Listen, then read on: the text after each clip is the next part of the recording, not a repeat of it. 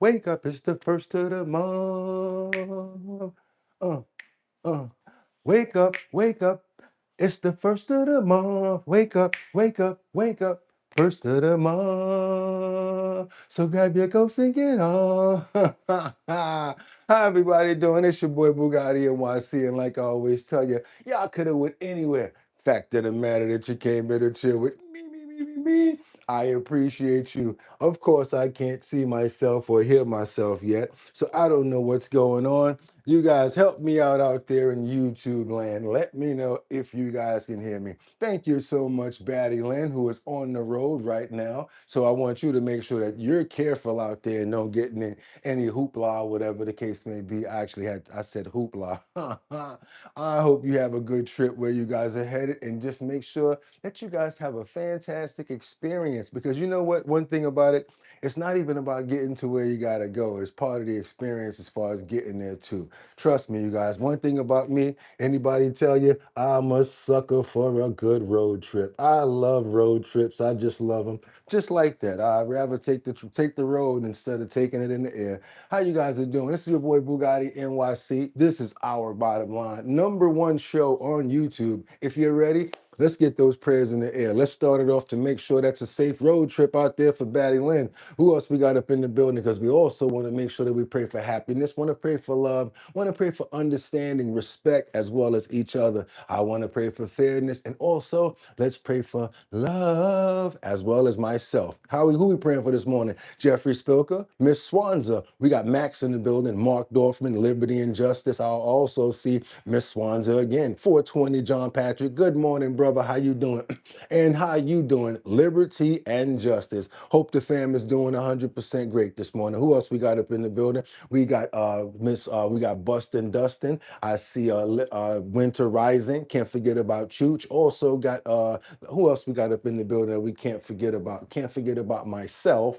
Also want to make sure that we praying for anybody that's not here, such as people like Luigi. Also want to pray for Casey Ramos. Can't forget about Jeffrey Spilker, Mark Dorfman, Winter Rising, Angels Among Us, and also Lisa Roy. That's right. Can't forget about 55 Coffee House, Lisa Roy.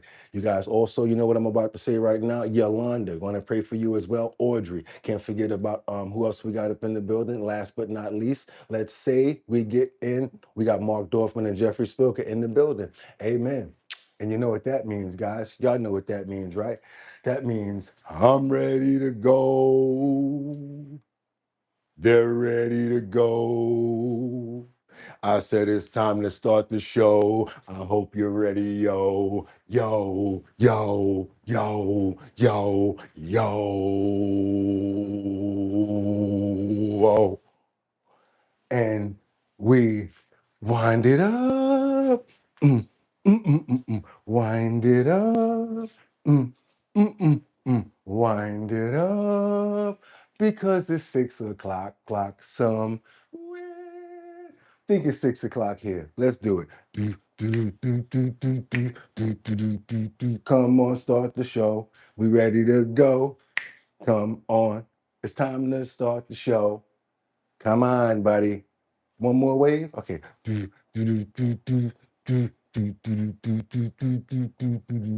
right, I'm gonna do it without you. All right. Yeah. Okay. Olay. Don't play when it's time, man. Let's keep on going. We got to get this show going. It's time to do it. You know what we got to do right now? We got to go ahead and open up those pores. We got to open up those pores. We got to open up those. Uh, uh. It's Monday the 1st, y'all. That's right, y'all. 2026 of June. I'm your host, Boogotti NYC, and this is our bottom line. Where we be talking about this and that and chat and this and this and that. Where we be talking about this and that and chat and this and this and that. Always gets me lit. How y'all doing this morning? We made it another day and I'm here back with my friends. I'm all charged up again and ready to go. Hope you guys had a fantastic evening because I know I did. We got a lot to cover this morning and we got a whole lot of new trending topics, current events, and much, much more. Like I always tell you guys, I'm not even gonna take too long this morning. I'm just gonna get right into it. You know what I'm gonna say.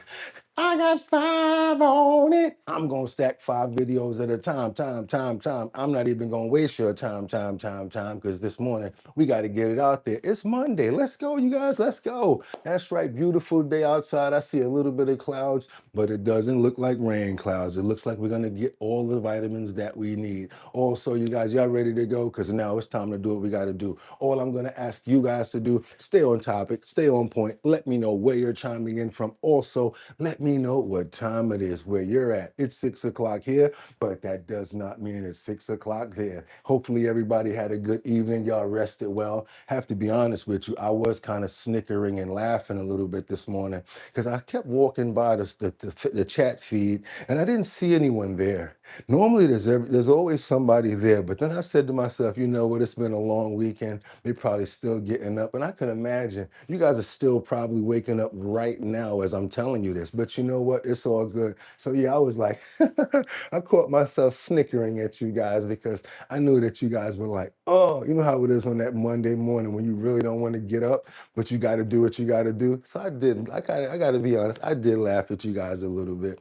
So it's 6:04 in Detroit, 6 in the morning over there where Dazzle is at. What we got? Bill Andy saying, what's up? What's up, Dazzle? What's going on, Lawrence? Batty Lynn says it's 5:04 in the morning. Could use a few more hours of sleep. I knew it. I knew what was going on this morning. Trust me, I felt the same thing. Been up since 5 here in Sarasota this morning. Detroit says Grand Prix was this weekend. See, I know it, and everybody's this like the first good weekend that everybody had off to go outside and probably do something. Hopefully you guys really had a good time. If you're waking up the way I see you waking up now, you did have a good time, and I'm happy for you. You deserve to have a good time. We deserve to express and have good lives. But you know what we got to do right now, right? I can't play around. It's time for me to get into it. So what I'm gonna do is this. Let's get into these titles. Let's go. It's time to get into these titles, yo. What we got here? We got Trump. Why did Trump send Iran's peace deal back unsigned? That means that we don't have a deal and that they probably put some things in there that he didn't agree to. Guess what? We're going to figure it out and we're going to go into it and see. You know what? We're kind of over it. We understand that the prices of gas are going down because of the midterms or whatever like that, but we'd like that to stay down. And then the next thing that you and I would like to concentrate on is supermarket and food prices. I guarantee we both agree on that. Let's keep on moving forward after we go off to that topic, because now we have another situation that's going on here is when will the anger and protesting finally end in Newark at Delaney or Delaney Hall? They say it a couple of different ways. I don't really know it, so I'm just going to say Delaney Hall. Yeah, you know, you guys see a lot of protesting going on out there. We've been following this for at least about a week plus now, where the people are outside protesting and saying that the people that are inside are under bad conditions. Now that this is going on, there have been a lot of inmates that have been being moved. But now the thing is, once they're trying to move them, the people that protesting are stopping the vehicles and getting in their way and interfering. It's getting pretty crazy. It's been getting pretty crazy out there, you guys. Let's keep on moving, because last but not least, what do we have here? Why do most Epstein survivors fear Pam Bondi will become a scapegoat?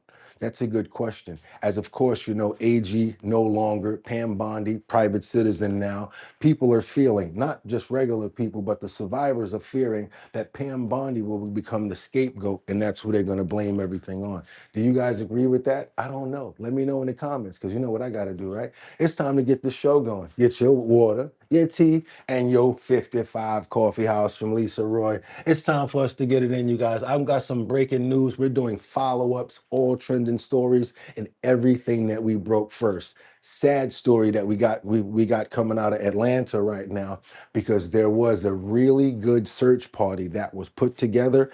And sad part about the search party is they found what they didn't want to look what they didn't want to find. Sadly, that's how I always say stuff, you know, when you didn't really want to find this person because you hope that they're still alive, but sadly he wasn't. The family says the body of the recovered East Point, what was he, a 20-year-old man, was recovered yesterday by a search party. Let's get into it, you guys. Good morning. Let's go. Double tap that screen. Let's get those likes up.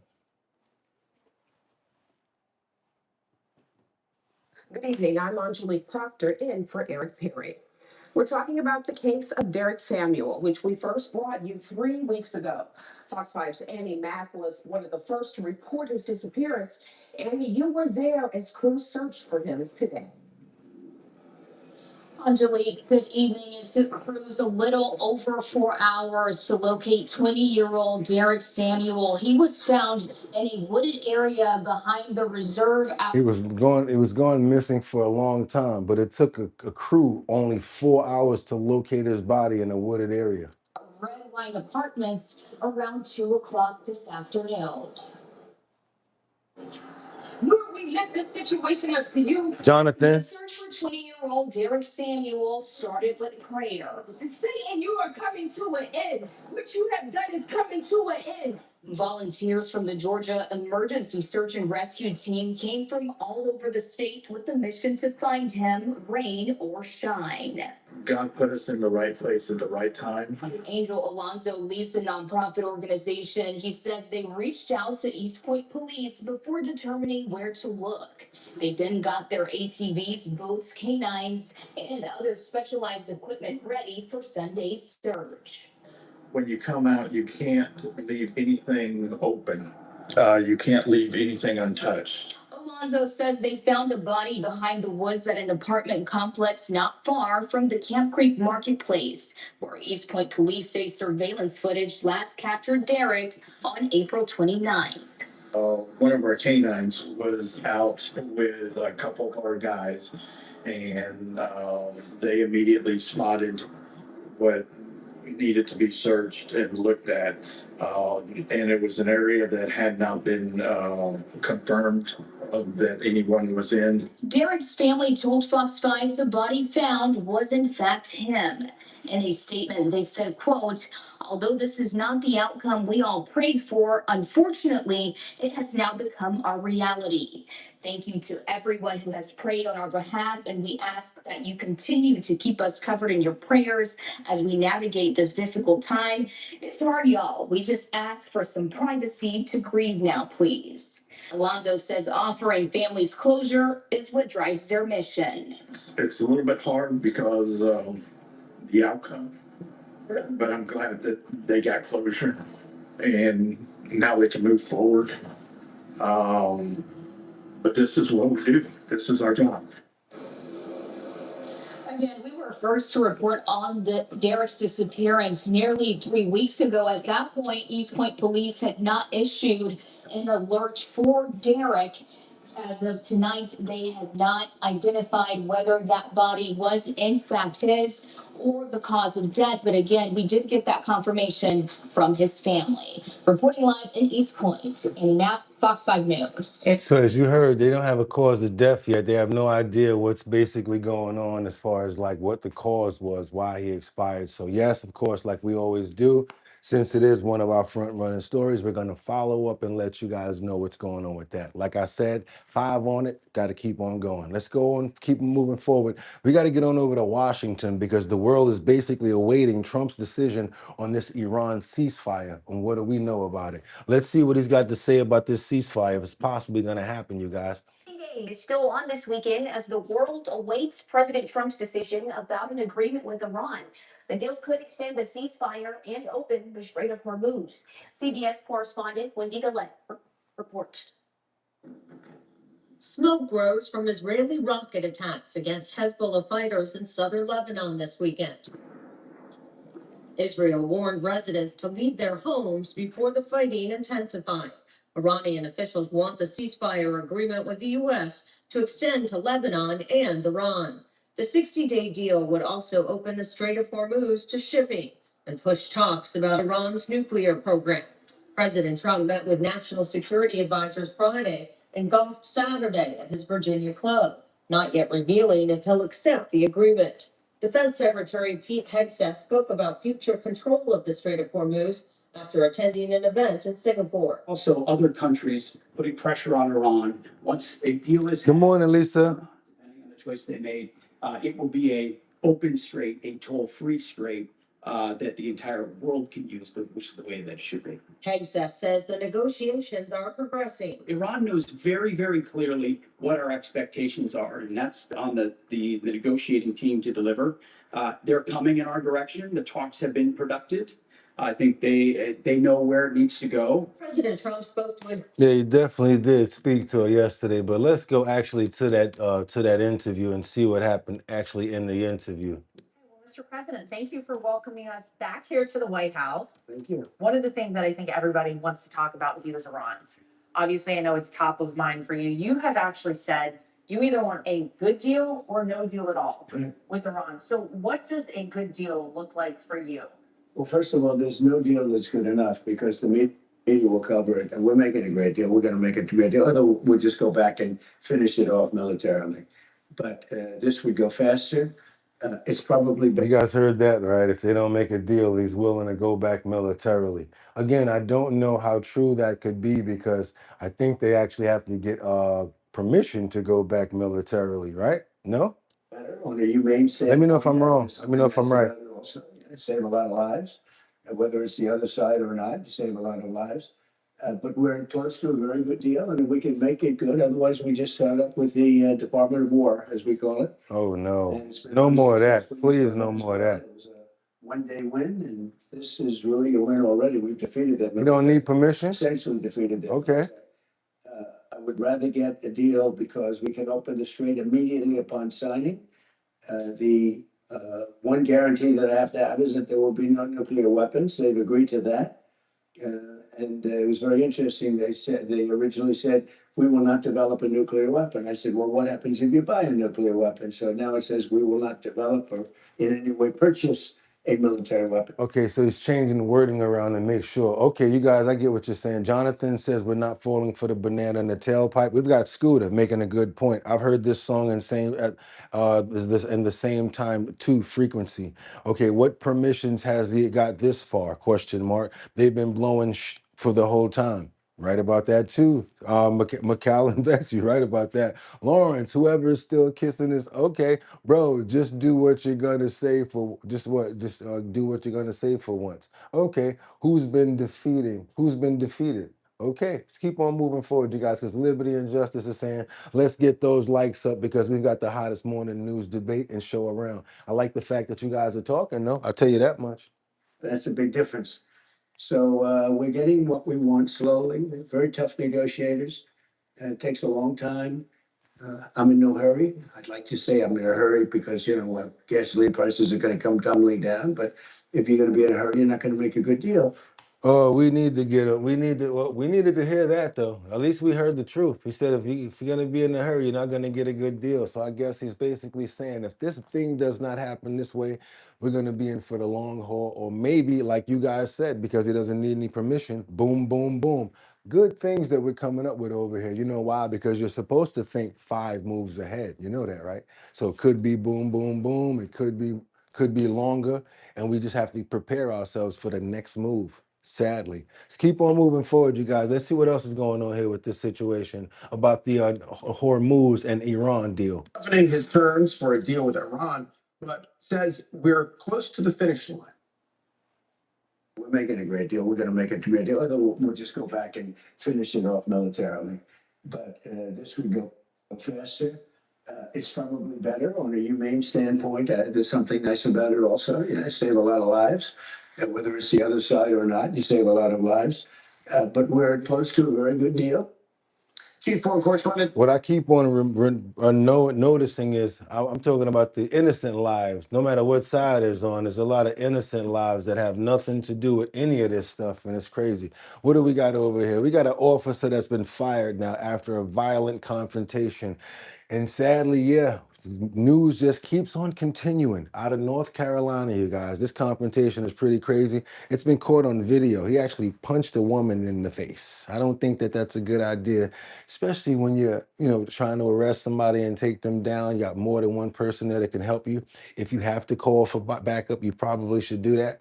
But I don't think it ever should call for, punching a lady in the face. Come on, man. Let's keep on moving. Let's go. Now to a violent confrontation leading to a North Carolina officer being fired today. The officer captured on video repeatedly punching a woman. The incident sparking outrage and protests in the community. We want to warn you, some of these images are disturbing. Here's ABC's Andrew Dimber. Tonight, a North Carolina police officer Like this is over. This is too much right here. Too much. seen in this now viral video showing him repeatedly punching a woman has been fired. This incident does not reflect the values of the Shelby Police Department. Dragging her too on that concrete too. Like I saw that. That was a person skinned against the ground. No matter who that is, you don't treat anybody like that. You never do. You never treat nobody like that. You're already overpowering her. Come on, it's two of you guys out there. It's not like she's gonna go nowhere. Police officer seen in this now viral video showing him repeatedly punching a woman has been fired. This incident does not reflect the values of the Shelby Police Department. And what about the officer that didn't stop him? How about that one? How about that? And instead of getting him back, he started handling her. Anybody notice that part? Anybody notice that part?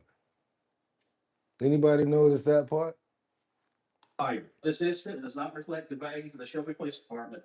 The doorbell camera video shows a Shelby police officer taking 34-year-old Sherry Moore to the ground before striking her multiple times. Another officer is seen running into frame, appearing to tell his colleague to stop. Moore can be heard asking the officers to call her father, saying she's not on her medication. I'm not on my medication. Authorities had said the incident happened while officers were conducting a criminal investigation and encountered a suspicious female in the area. But exactly what occurred before the recording started remains unclear. Her whole The video face is sparking busted. protests Friday. You can only imagine how I feel to see my niece body slammed to the ground. Okay, Waylo. Thank you, Waylon. Thank you, Waylon. And tonight, Moore's family sharing photos. And they just corrected me as well because I didn't see that. They did say that the other cop did step in and stop the cop from hitting her. Yeah, but it does look like he got a couple off, Waylon. You know what I'm saying? He got a couple off, but I get what you're saying. At least he did stop him, right? Because that looks pretty crazy right there. That's a lot of that's a lot of blood on that shirt too, yeah. They say show her injuries following the encounter. This is an example of how a community can move forward when we have a terrible situation arise. We take responsibility, we engage in dialogue, and we try to come to solutions that will result in the best outcome. And with tonight, the family tells us that all charges have been dropped against Sherry Moore as the state's Bureau of Investigation is reviewing potential criminal charges for that now fired officer. Woo! See, that's why they don't really respond in certain instances in certain places, because you see stuff like that. They go to word in capital letters. There you go, 55 Coffee House, Lisa Roy. Excessive. I owe you 2 more videos. We're going to get to this. Let's go. Got to get on over to Northern Virginia. We got a criminal illegal immigrant who was in custody. He was in custody, but he was released and allowed back into the streets before he number 6 assaulted a woman. Let's keep on moving forward, you guys. Double tap that screen. Let's get those likes up. Don't understand why this keeps on happening. You guys are going to have to help me out on this. Please explain. Please explain. We're back now with a concerning story out of Northern Virginia. 7 News has learned that the man at the center of a sexual assault investigation in Arlington was in Fairfax County custody 3 days prior, yet was released. And the Department of Homeland Security tells us he is an undocumented immigrant from El Salvador. Reporter Liana Golden is live this morning. And Liana, you've been digging into his lengthy criminal history. Hey guys, good morning. Yeah, those court records showed me that he was arrested on May 19th in Fairfax County on 5 charges, including a felony. But only 3 days later, he was back on the street and allegedly assaulted a woman. So this is just a really concerning. So shouldn't those 5 charges should have at least been able to hold him so that Homeland can come pick him up, or ICE can hold him on the illegal being here? Shouldn't that have been enough to hold him? A disturbing situation that we're telling you about this morning. Take a look here. The suspect on your screen, 25-year-old Cristobal Vasquez Sanchez. Arlington police say he inappropriately approached a woman in a parking garage stairwell about 10 days ago. Another person was there to step in and help her, and then he ran away before investigators found and arrested him 3 days later. So here's a look at his record I mentioned. I found 26 different charges total across Fairfax and Arlington, from other assaults to drug. Hold on a minute. Lee Davis just said that the state of Maryland has a law saying the cops can't help ICE. Then I'm not allowed to call them either. What? Are you serious? Are you serious? Refusing to work with ICE. I see what you guys are saying. This is crazy. Check this out right here. You guys see all of these charges right here? You see how many charges he has? How many different charges this fool has from since he's been there? Battery, yeah, by force, number 6 by force, assault, law enforcement, obstruction. He got fleeing from law enforcement, disorderly conduct. He got drunk in public, intoxicated in public, intoxicated in public, intoxicated in public, barely. What's that? Pretrial conditions on oh my God, assault and battery. Jesus Christ, he's just been out there acting up. And that's that's 3 pages.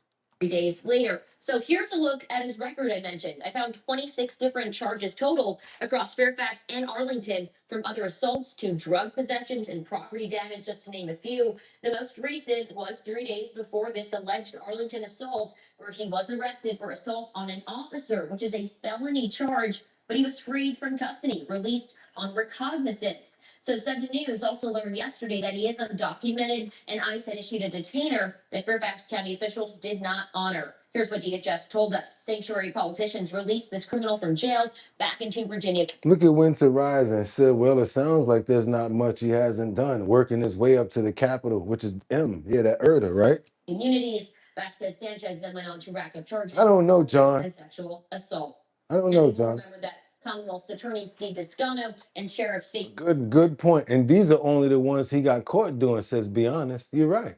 You're right about that. Kincaid were both grilled on Capitol Hill a few weeks ago for their so-called sanctuary policies. Descano's also at the center of a DOJ investigation for those very same prosecution policies. So we have reached out to both of their offices with many questions about this case. Of course, we'll keep you posted. This man is currently in Arlington custody, and he's waiting for his next hearing on July 7th. Man, they better not let him out of there. They better not let him out again. 26 different charges.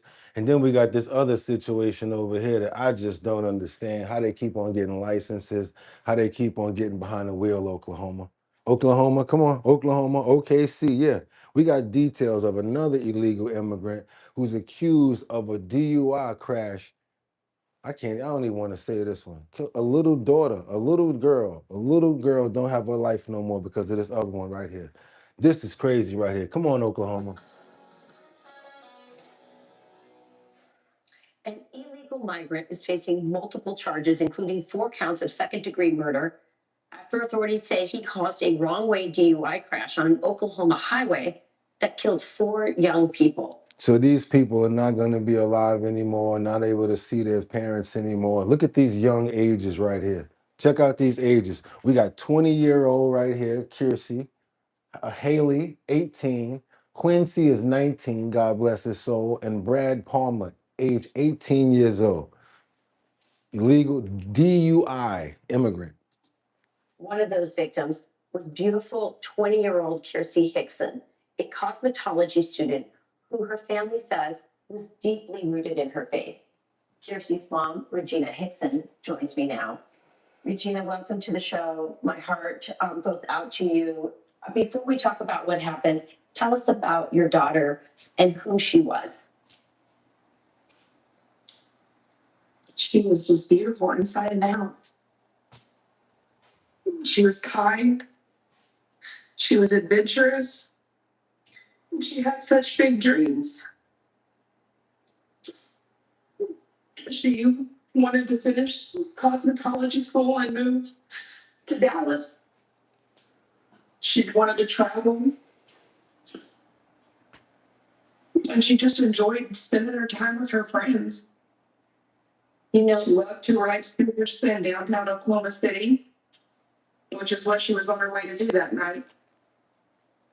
yeah, Regina, you talk, I mean, that's very clear from these pictures. She's a stunning, beautiful girl, but what she was inside, I think, is really captured by a journal entry that she put in, as she was very deeply connected to her faith. I'm just going to read the journal entry so our viewers can understand just what a wonderful human this was. What's up, Sam? She says, Heavenly Father, tonight, this is from her journal entry. Heavenly Father, tonight I come before you with gratitude. Thank you, Lord, for another day. Thank you for the moments of joy, the lessons learned, and the strength you gave me to face challenges. Just a beautiful entry. Regina, when was the last thing that you said or saw? When did you last see your daughter before this happened? I saw her about a week before. She had come to the house to grab a few more of her things because she was actually staying in Oklahoma City with her friend Haley that was with her that night. And the last time I spoke to her was that Thursday, about 1:15. I had called her and it was her only day off work. She said that they were just going to get ready, run some errands, and just hang out. And then it was less than 12 hours later, she was gone. And then, Whew, yep, another one, you guys, another one. That's right, another illegal immigrant driving drunk and got out so many times. I can't even understand why. He got out of jail so many times. I just can't understand why. Just don't know why. Okay, you guys, we got a lot of these anti-ICE protesters, so we're gonna just try to, get this prayer up first.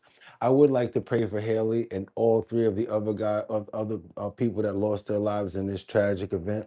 Don't want to forget about all of them because there was 4 people that lost their lives in this tragic DUI situation in Oklahoma. Hopefully, this person does get kept, and there is no more where he gets out of prison and stuff like that, and hopefully he gets deported. But I want him to get the right amount of time first. I'd like there to be at least a life sentence or greater, and then let him out. Don't even matter if it's 30, 40 years or whatever, but they need to get this jail time here before they go somewhere else to make sure that they get out, they're not able to hurt anybody else. I want to pray for the family. I want to pray for anybody involved, and I want to pray for strength for the entire all 4 families involved in this tragedy. Amen. Let's keep on moving forward, you guys, because now we got some craziness that's coming in. And I'm talking about, I've never seen pushback and backlash like this. You ever thought about going out and trying to interview some people when it comes down to the doom, doom, doom, doom, doom, doom, doom protesters, the ones that we talked about yesterday? Yes, I'm talking about the ones that are possibly paid and the ones that are really trying to make TV. I've seen some really crazy things going on where people are like walking up the street trying to do an interview, like Nick Shirley was trying to do an interview, and some lady had a big speaker like right next to his head. I don't know how long I could put up with stuff like that, or being like thrown water on and stuff like that. It's getting crazy out there, you guys. Not to mention the bottle rockets aimed at officers, which now turns them into weapons that I always say that about. Let's keep on moving forward and see how these people are acting when it comes down to, interviewers outside, when it comes down to, trying to ask them questions about what's going on. So watch this Fox reporter slams this foul-mouthed anti-ICE protester. Check this out. You're not going to be able to hear too much because of the mouthing that she's saying. You are out here and you have free mouth. But okay, so that's just what we deal with. So just for people that want to know what it's like to cover these protests, it's constant. So we've got a senior Fox reporter here that swiftly shut down an anti-ICE protesters' foul mouth while covering the chaos at the New Jersey Detention Center on Tuesday. It's pretty crazy out there. I'm not going out there to interview nobody. I'm good. With this is what these people do. They want people who are in this country illegally to be released out onto the streets. DHS says that's what they're gonna not see. That is an eloquent argument made against the presence of Alexis McAdams, reporting on what's happening there outside of Newark. Stay safe.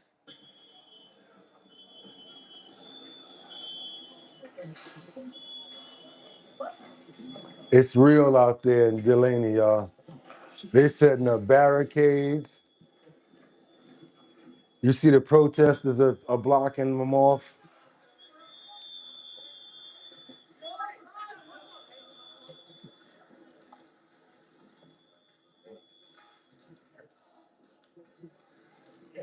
And I still think that my solution is probably going to be one of the best solutions, to be honest with you guys.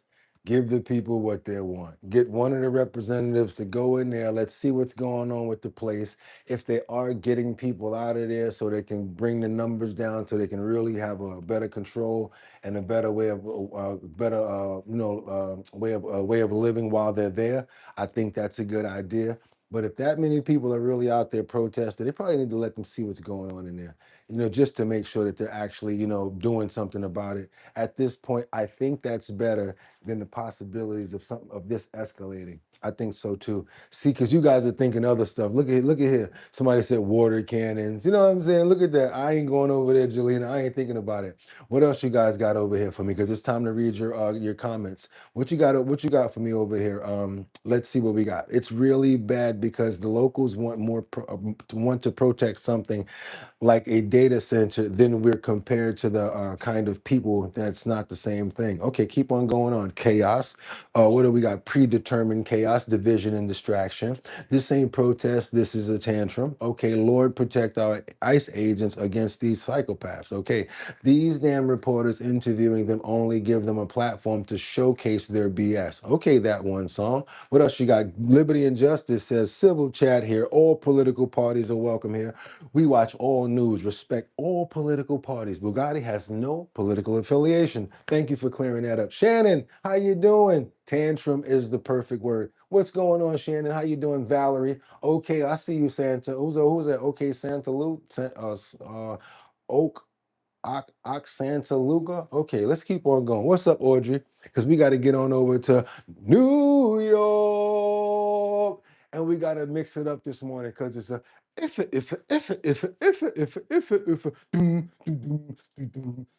Mom dummy, there is a super cat, now there is a dumb dummy. There is a super cat, now there is a dumb dummy. There is a super cat, now there is a dumb dummy, dummy.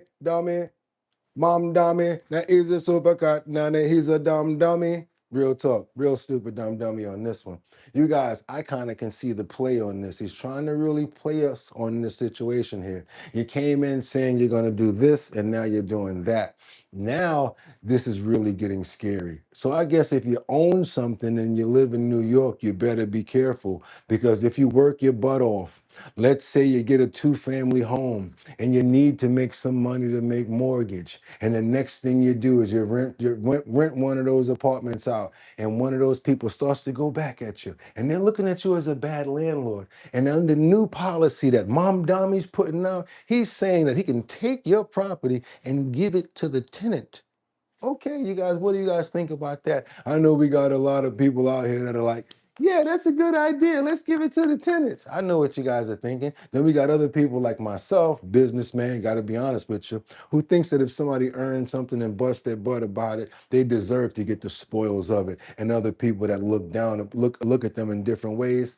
I just don't look at that. I look at if you work hard and you earn something, you should be able to get the spoils of your riches. Let's keep on moving forward because Mom Dami is now going after small landlords, is what it seems as if they're going to be pushing. They're going to be affecting 2 and 3 family homes at some point because what's going to go on is this. When a landlord's not taking care of the building, he has a new plan to give the tenants the building. What do you guys think about that? I know you got a lot of people out there like, yeah, let's do that. Okay, cool. Let's keep on moving forward. I want to see what you guys have to say about this in the comments, real talk. Suggesting that if they don't get their building into a livable condition, well, the city's going to refill their building and turn it over to the community. There you go, McAllen. So you could argue that the worst landlord in the city itself is the city. The city. Oh, I forgot to tell you, by the way.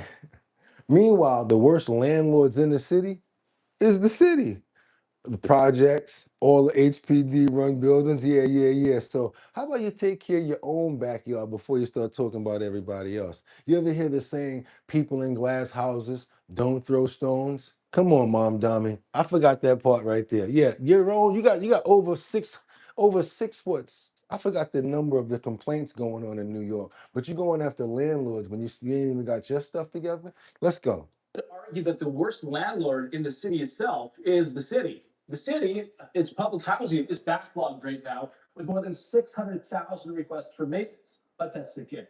The city is its own worst landlord. New York City Councilwoman Vicky Palatino is here to discuss. And little landlords can't afford all that lawyers and back and forth and all of that crap. Exactly. So do you think this is crazy? Look at this. Fair way to do it, I think, is to change fair rent and get livable homes. Okay, what else you guys got over here? Okay, what else you got? McAllen Invest. Government needs landlords will be revolution without farmers and landlords. New York City Housing Authority is nasty. There you go. Nightja. Nightja. There you go, Lisa. You on point. Magnificent Monday to all. We go on point today, too. We really got some good topics today. This is what the mayor said last week. Let's play this for our audience. Focus on the worst landlords in New York City. When necessary, we will take aggressive legal action to remove negligent owners and property managers. And for buildings that have suffered chronic neglect, we will work to transfer ownership to responsible stewards. Stewards that include community land trusts, nonprofits, or even the tenants themselves. Like, this should be a major lie right here. Like, how you going to take somebody building and I don't see that happening, honestly, number one. Number two, I think he's just riling people up for nonsense. Number three, do you want them people back there to be the landlords and the deciders? Because once Tammy ain't getting her kitchen done first, right? Laura gonna be mad about that because the building is running everything now. It's different, and when they don't like me and this and that and la la la, and then we couldn't get the plumber to fix this and blah blah blah. Who gonna really hold things down and put things together? So I'm telling you, who's gonna take over that real responsibility? Mom, dummy. Now easy, super cat, cause you's a dumb dummy, stupid ideas. People in the neighborhood that's minority, whatever. How the hell they gonna do it? Don't know nothing about managing buildings. I've been doing this for over 20 years. You gonna all of a sudden tell me somebody could just jump in and start managing buildings, worrying about lights just in case the front bell get broken? What if somebody gets stuck in an elevator and stuff like that, and you got to get the building people over here? What about violations and all of that? Who's gonna start cure? Oh, please, you have no idea what you're talking about. That's because you never had a damn job. Oh, you don't need to be the mayor. So the city did that. There was one building, $28 million in fines and taxes that were overdue. And they actually went and rebuilt the building and they gave it to a nonprofit, which is what he's referring to there. And Vicky, you have been raising the red flag on this since this campaign even started. What do you expect is coming next? Reality, John. Somebody said just send a social worker. It's that easy, right? Look at that. Yeah, man, this dude is, he just can't be this dumb. You just can't be. Are you doing this on purpose? This is really exactly like you say. This is exactly what he campaigned on. When he appointed C. Weaver, and who is C. Weaver for those who do not know? Oh, don't worry. I got a soundbite coming to her. Here. This is a person, this is a folio that says that people shouldn't be able to own a building or own property. That's who C. Weaver is. If you bust your butt, I'm talking about right here. I'm going in Lee Davis, Angelica, Jolena, Audrey, who else? Silver Wolf. I'm giving all y'all, because y'all bust y'all butts and y'all got houses now. Major house, like nice houses. Money Tree got a house. Choo Choo done worked and bust his butt off and got a house. Mary Tanner bust her butt. Liberty, Justice, Brian, everybody got a house out here doing what you got to do because you earned it, right? Now all of a sudden you get this one tenant that want to complain because they don't want to pay rent, they don't want to do whatever, and it take you a whole calendar year to get rid of that tenant. So if you was struggling with rent, trying to rent that apartment out because you didn't have the rent money, now you got to put more money on top of that and get the lawyer, and then you probably got to go back to work to put up the money that tenant is not paying right now. But no, you don't think about the nonsense and the stupidity that goes along with stuff like that, right? Just look at it like you own the house. You're not supposed to think like that.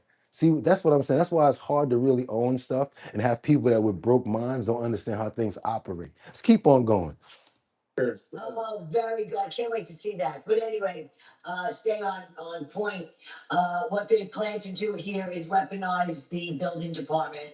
And they are going to go out after small building owners as well as, and that could be a 2-family, 3-family house, as far as a very large building. You brought up a good point about NYCHA, over $800,000 worth of fines against, and they are the city government run, which is what they want to do. Right. So, we went after this guy tooth and nail about this plan that he has. He has given full control, or will be giving full control over to Steve Weaver. Right.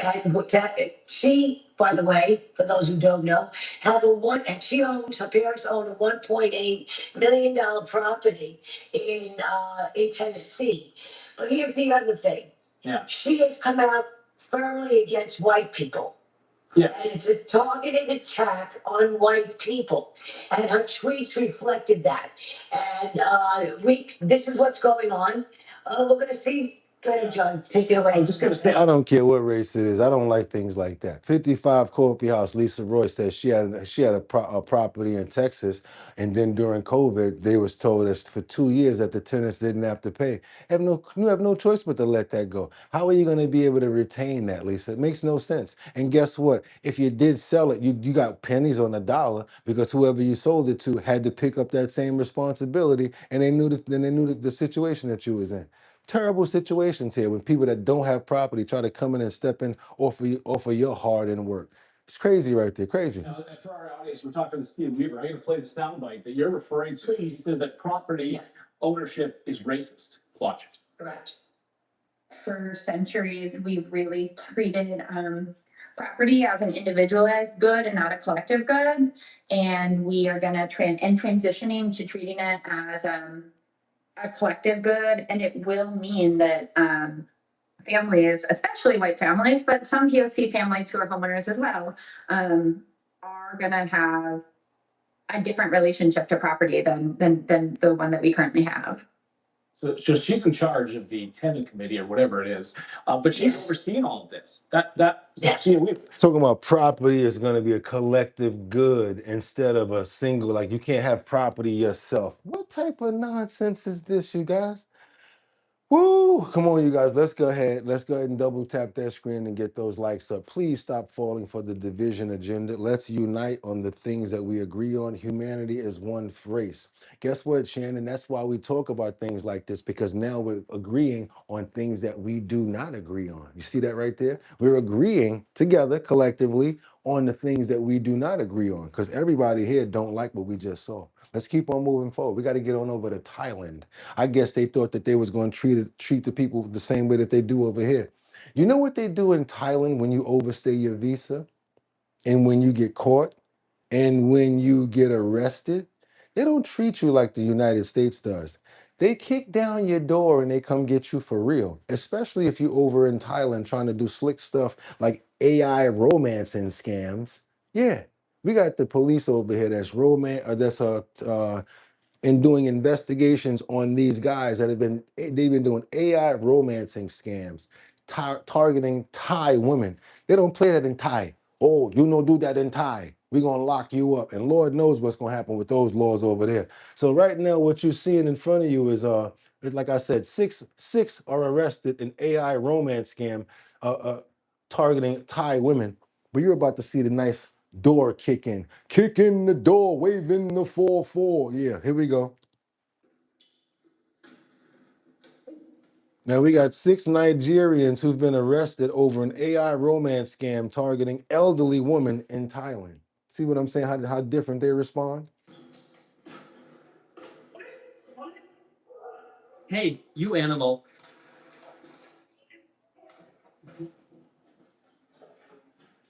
Yeah, exactly. Be honest. What laws?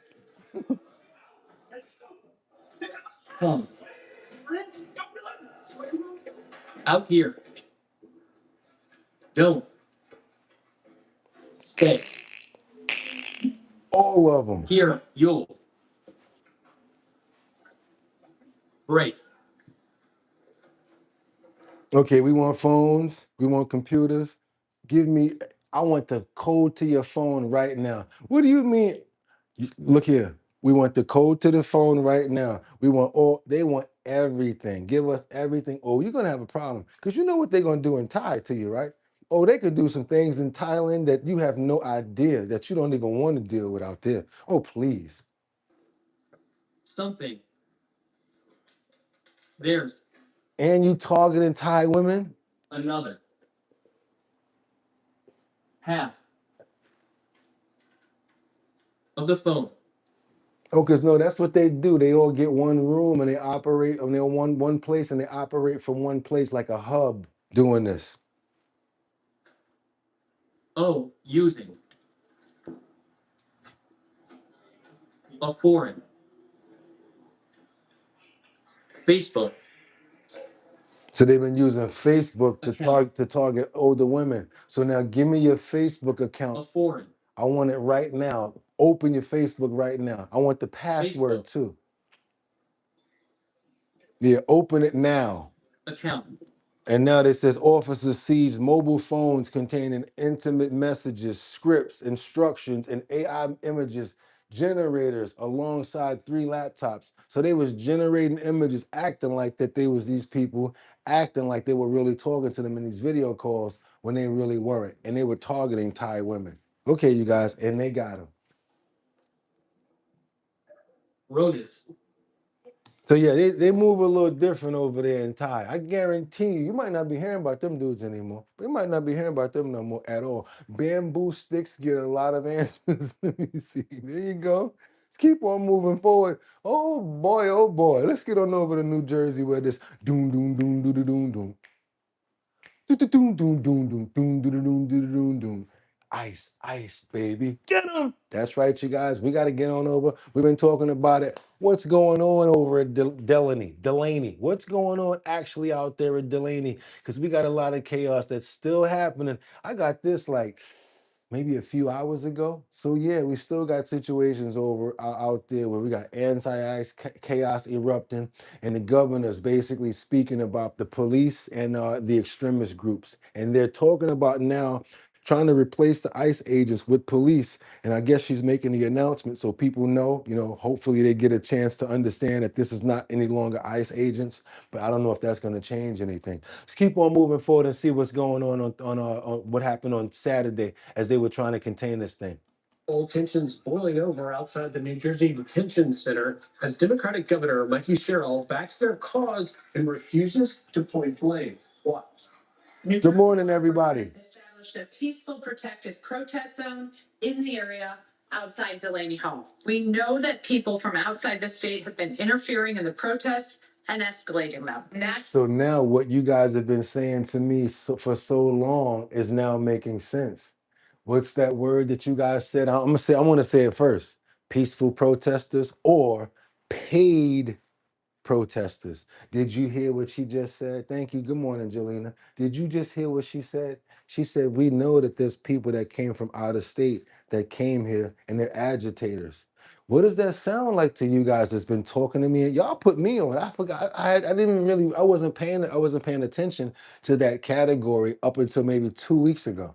The paid protesters. You guys got me thinking about that. Because the ones that go extra and just be really trying to make their name made, I'm saying to myself, yo, do they get a bonus if they make the news? Like that guy yesterday that was spitting at the agents. You know what I'm saying?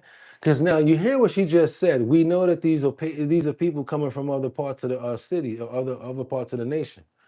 Established a peaceful, protected protest zone in the area outside Delaney Hall. We know that people from outside the state have been interfering in the protests and escalating them. National extremist groups have become involved in the protests here today. To the people coming from out of state to create chaos and dangerous situations, you should not be here. Thank you, Jeffrey. I don't recall seeing any violence from protesters. I'd have to look back.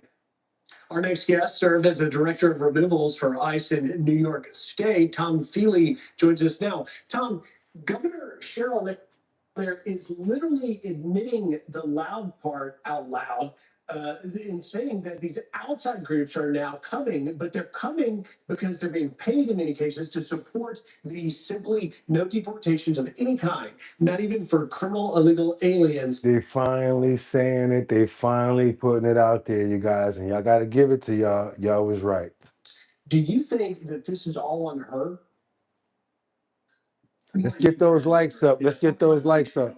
A mirror, because these elected officials want to go out there and stoke the flames about laws that have been on the books since 1996 and signed by President Clinton. And, then when it gets out of control, which it always does, we've seen this playbook so many times, they want to point fingers at ICE. And, somebody really needs to get her a mirror, because her and the mayor up there are responsible for these actions. Tom, you are the former director of ICE removals in New York State. I want to address the root cause. So these politicians, and it's not just Governor Mikey Sherrill, it's also Governor Senator Cory Booker and Andy Kim and a handful of members of Congress. Kathy Hochul. They're saying the conditions are so deplorable in there. Talk to me, because I've been inside ICE detention centers. Talk to me about the standards of ICE detention centers. ICE has the highest detention standards in this country. The number one important thing for ICE is the care and safe removal of ICE detainees in our custody. I know all the employees. I know the managers. We have a new ICE director and David Venturella.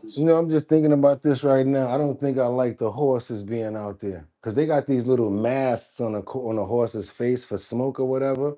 But I still don't think I like that when it comes down to that bear spray and all of that, because they can still inhale it and stuff, and some things I don't think the horses should be out involved in. Thank you so much, Alberto Santos. And also, wait, Fox be manipulating the messages. She was referring to the White Ring Proud Boys, not paid protesters. Okay, let's keep on moving forward. If that's what you want to say, no problem. Yeah, that's what I was thinking, George Soros. Okay, I think probably that's a part of it as well, because that is something I've heard about as well, with that group being paid. And you guys also know about BLM, right? You heard about BLM?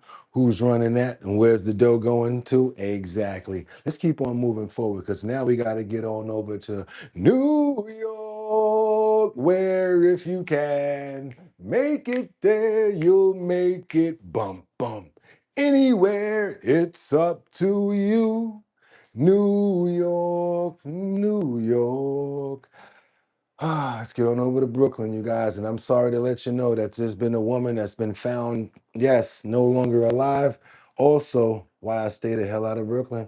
And not only that, I think this is another one where it's not just her. I think this is actually the Park Slope situation where her mom actually lost her life too. Let me see if I'm not correct, if I'm correct about this, because if not, this might be more than one incident going on. Let's go. Let's check this out.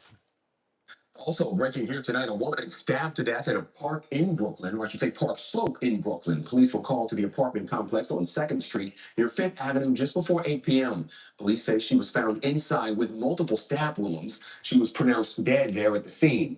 And this also, when they went into the other room, a 17-year-old, or 17 or 20-year-old daughter was also found unalive too. So far, no arrest. Yeah. Also breaking here tonight, a woman stabbed to death. Yeah, that's why I stay the hell up out of there, yo. And that's the sad part about it. That's Park Slope, where it's supposed to be like a little, a little calmer, they say, where it's not that much going on downtown Brooklyn. Let's keep on moving forward. Let's double tap that screen. Good morning, everybody. It's Monday. Monday. You made it. I know people like, oh, God, half the fraff. Succotash. I know a lot of people don't like Mondays, right? I actually love them. I do. I really do. Let's keep on moving forward. We got to get on over to see what's going on with you know who, because it's that time, you guys. You guys are going to ask questions, and I know we're about to get there. I could be talking about sports, but yeah, you were going to ask the question. Whatever happened to Pam Bondi as she testified on the Jeffrey Epstein files? Has she said anything? Did she come up with any new information? Or are they continuously passing the buck when it comes behind this situation? Tonight, former Attorney General Pam Bondi talks to congressional lawmakers about the Jeffrey Epstein files. Bondi appeared today in closed session before the House Oversight Committee. Correspondent David Spahn tells us what he's hearing about that tonight. Good evening, David. Right, good evening. The former Attorney General spent almost 4 hours behind closed doors answering questions about the DOJ's handling of the Jeffrey Epstein files. Bondi was wearing a bandage on her throat. She's recovering from thyroid cancer. She was quiet on her way in and out of the hearing room. The interview was transcribed, not open to the public. She was not under oath, the same way that most of the other hearings have been done in the Epstein investigation. Now, lawmakers today, Brett, say that during the interview, Bondi did not answer several questions about private conversations with President Trump about the Epstein files. She did, however, say that Ghislaine Maxwell should not receive a pardon and should die in prison. Whoa. We're going to do everything we can. We want to bring people to justice. If anyone was involved in these hideous crimes, they should be held accountable. We are not going to give up on this. I think Republicans believe that they just kind of carry out these nonsense transcribed interviews and don't show up here today, that we will forget about this. Survivors like Liz Stein showed up in solidarity to press the government to do more for victims. I was 21 years old in 1994. Not under oath. No, not Jonathan. No. Jeffrey Epstein and Ghislaine Maxwell. I spent more than 30 years living with the consequences of what happened to me. The committee has already heard from Maxwell, former Attorney General Bill Barr, former U.S. Attorney Alex Acosta, who cut a plea deal with Epstein in 2008, and President Bill and Secretary Hillary Clinton, who both were under oath in response to a subpoena. Commerce Secretary Howard Lutnick also appeared recently before the... But he was not under oath, as also Pam Bondi was not under oath as well. Committee, and Microsoft founder Bill Gates, who once had a friendship with Epstein, is scheduled to answer questions before the committee next month. Right.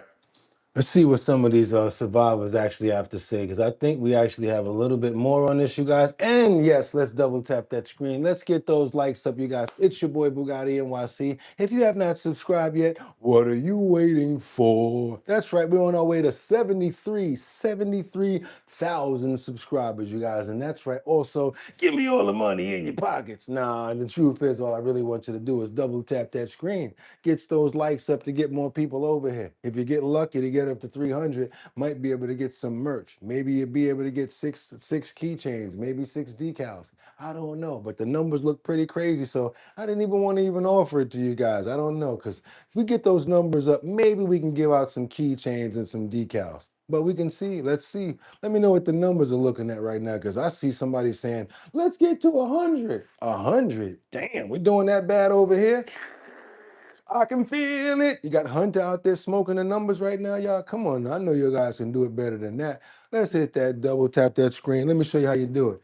You take your phone, you look at it, you say, hey, it's a pretty good show going on here. You double tap that screen, you get that light going, and that's how we get more people over here. So now, gonna see what these survivors are saying about Jeffrey Epstein, about this situation here, when it comes down to Bondi and her possibly becoming the scapegoat after all of this is going on. And power protected by the very system that was supposed to protect us.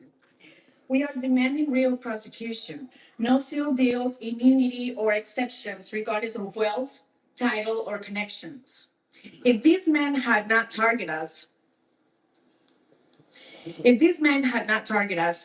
we would have never walked to that door. We would have continued our teenagers' activities.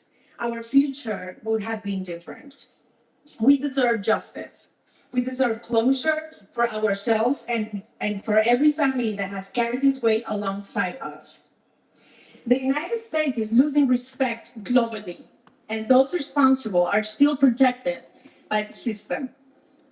We are not going away, and everyone in the government will show us exactly who they are, people of justice or people protecting power. We're happy to take a couple of questions if you have them.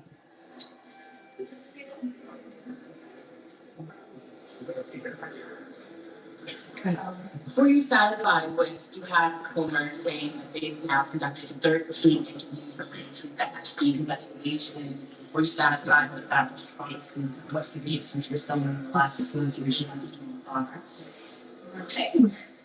I'm gonna start and then you guys can jump in, but we have met with Chairman Comer's office We think that this is just the beginning, and we are grateful that he is Good morning, everybody. immensely seriously, which he has.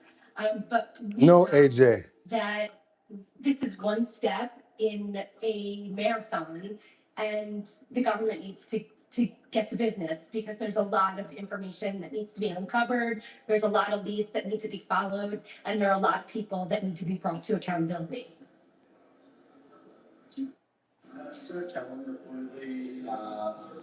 Yeah, you guys, I guess they didn't get anything out of that Pam Bondi interview after all. They're not really seeming like they got what they were looking for. Yep, but you know what we got to do over here, right? Let's double tap that screen. Let's get those likes up. Get some more people over here. We got another situation where a suspect has been accused of stealing an ATM with a U-Haul truck. And as they running up on him like, hey, get up against the wall.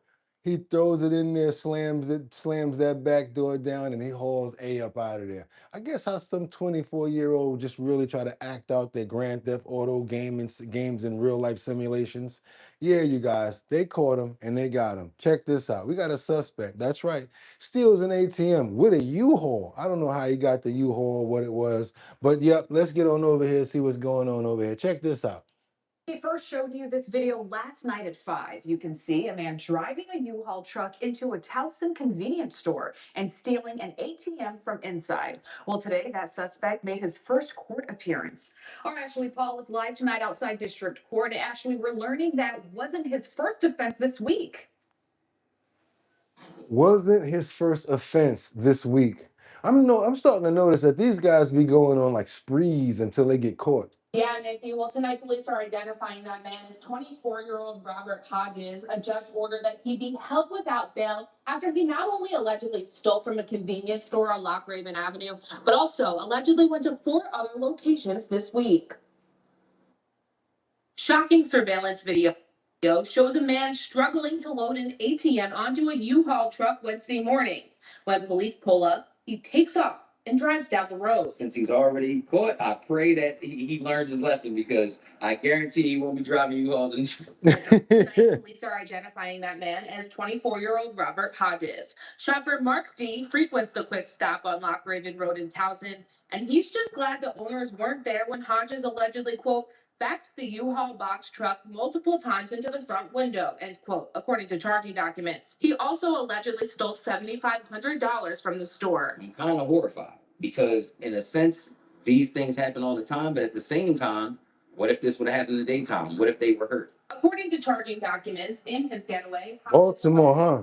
stopped to commit another robbery at the soda pop shop in Parkville. He was ultimately captured in Harford County when he crashed the U-Haul truck. Due to this area, I think that crime is plaguing it, and it's kind of transcended down to this, and it's terrible. According to charging documents, these were Hodges' 4th and 5th burglaries this week, after allegedly attempting to break into one home and successfully burglarizing another on Monday. He also allegedly tried to break into a Carroll Motor Fuel gas station in Kingsville on Tuesday. How much money this fool trying to get? He made $7,500 on that. Well, I mean, this dude, I mean, you serious? Nearby business owners say incidents like this harm not just the victimized business, but the entire neighborhood. A broken heart for the community, for a small business owner who goes through events like this. Damn. Also around, neighbors surrounding the neighborhood that want to feel safe. And shoppers think Hodges needs to rethink his life decision. Instead of doing that, you should get a job.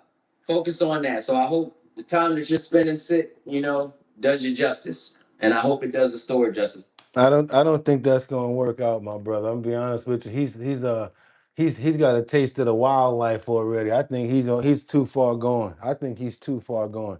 You know who else I think is too far gone? Somebody that you guys know and love.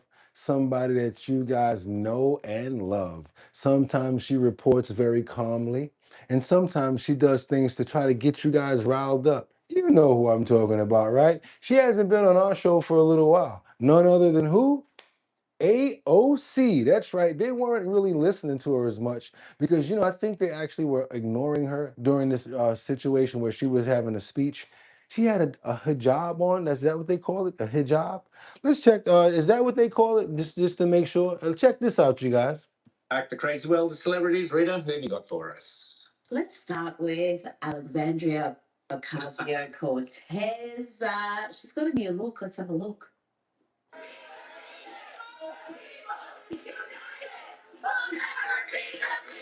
We the people united will never be defeated. Look at this right here though. And man, do she look like a true thunderant with this on her head. She looks like a true official. I am an original thunderant.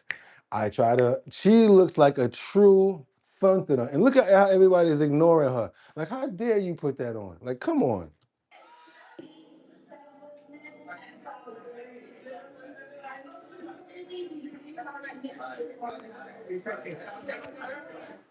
So yeah, there we see her in that second clip donning a hijab. So we've got women in Iran being in prison, being beaten, even killed for protesting against hijab laws. And you got AOC, women's rights campaigner, donning the hijab to, I don't know, appeal to her Islamists. Well, absolutely. The interesting thing with that clip there, that was at a big Islamic event in New York City. And the funny thing about that was, well, not funny, actually kind of interesting, was she was the only female there. All men. Oh, yeah. And it's, again, this thing we see in London, New York, elsewhere. Islamic men colonized public space, and they just talked right over her. They weren't listening to a word she had to say. And yet the first clip was generally her going, I'm a proud feminist, yeah. I'm done this, my I think they were mansplaining. They said that they was ignoring her, so she was out there doing all of that. You seen the guys in the back of her too? They was just like, da da da da.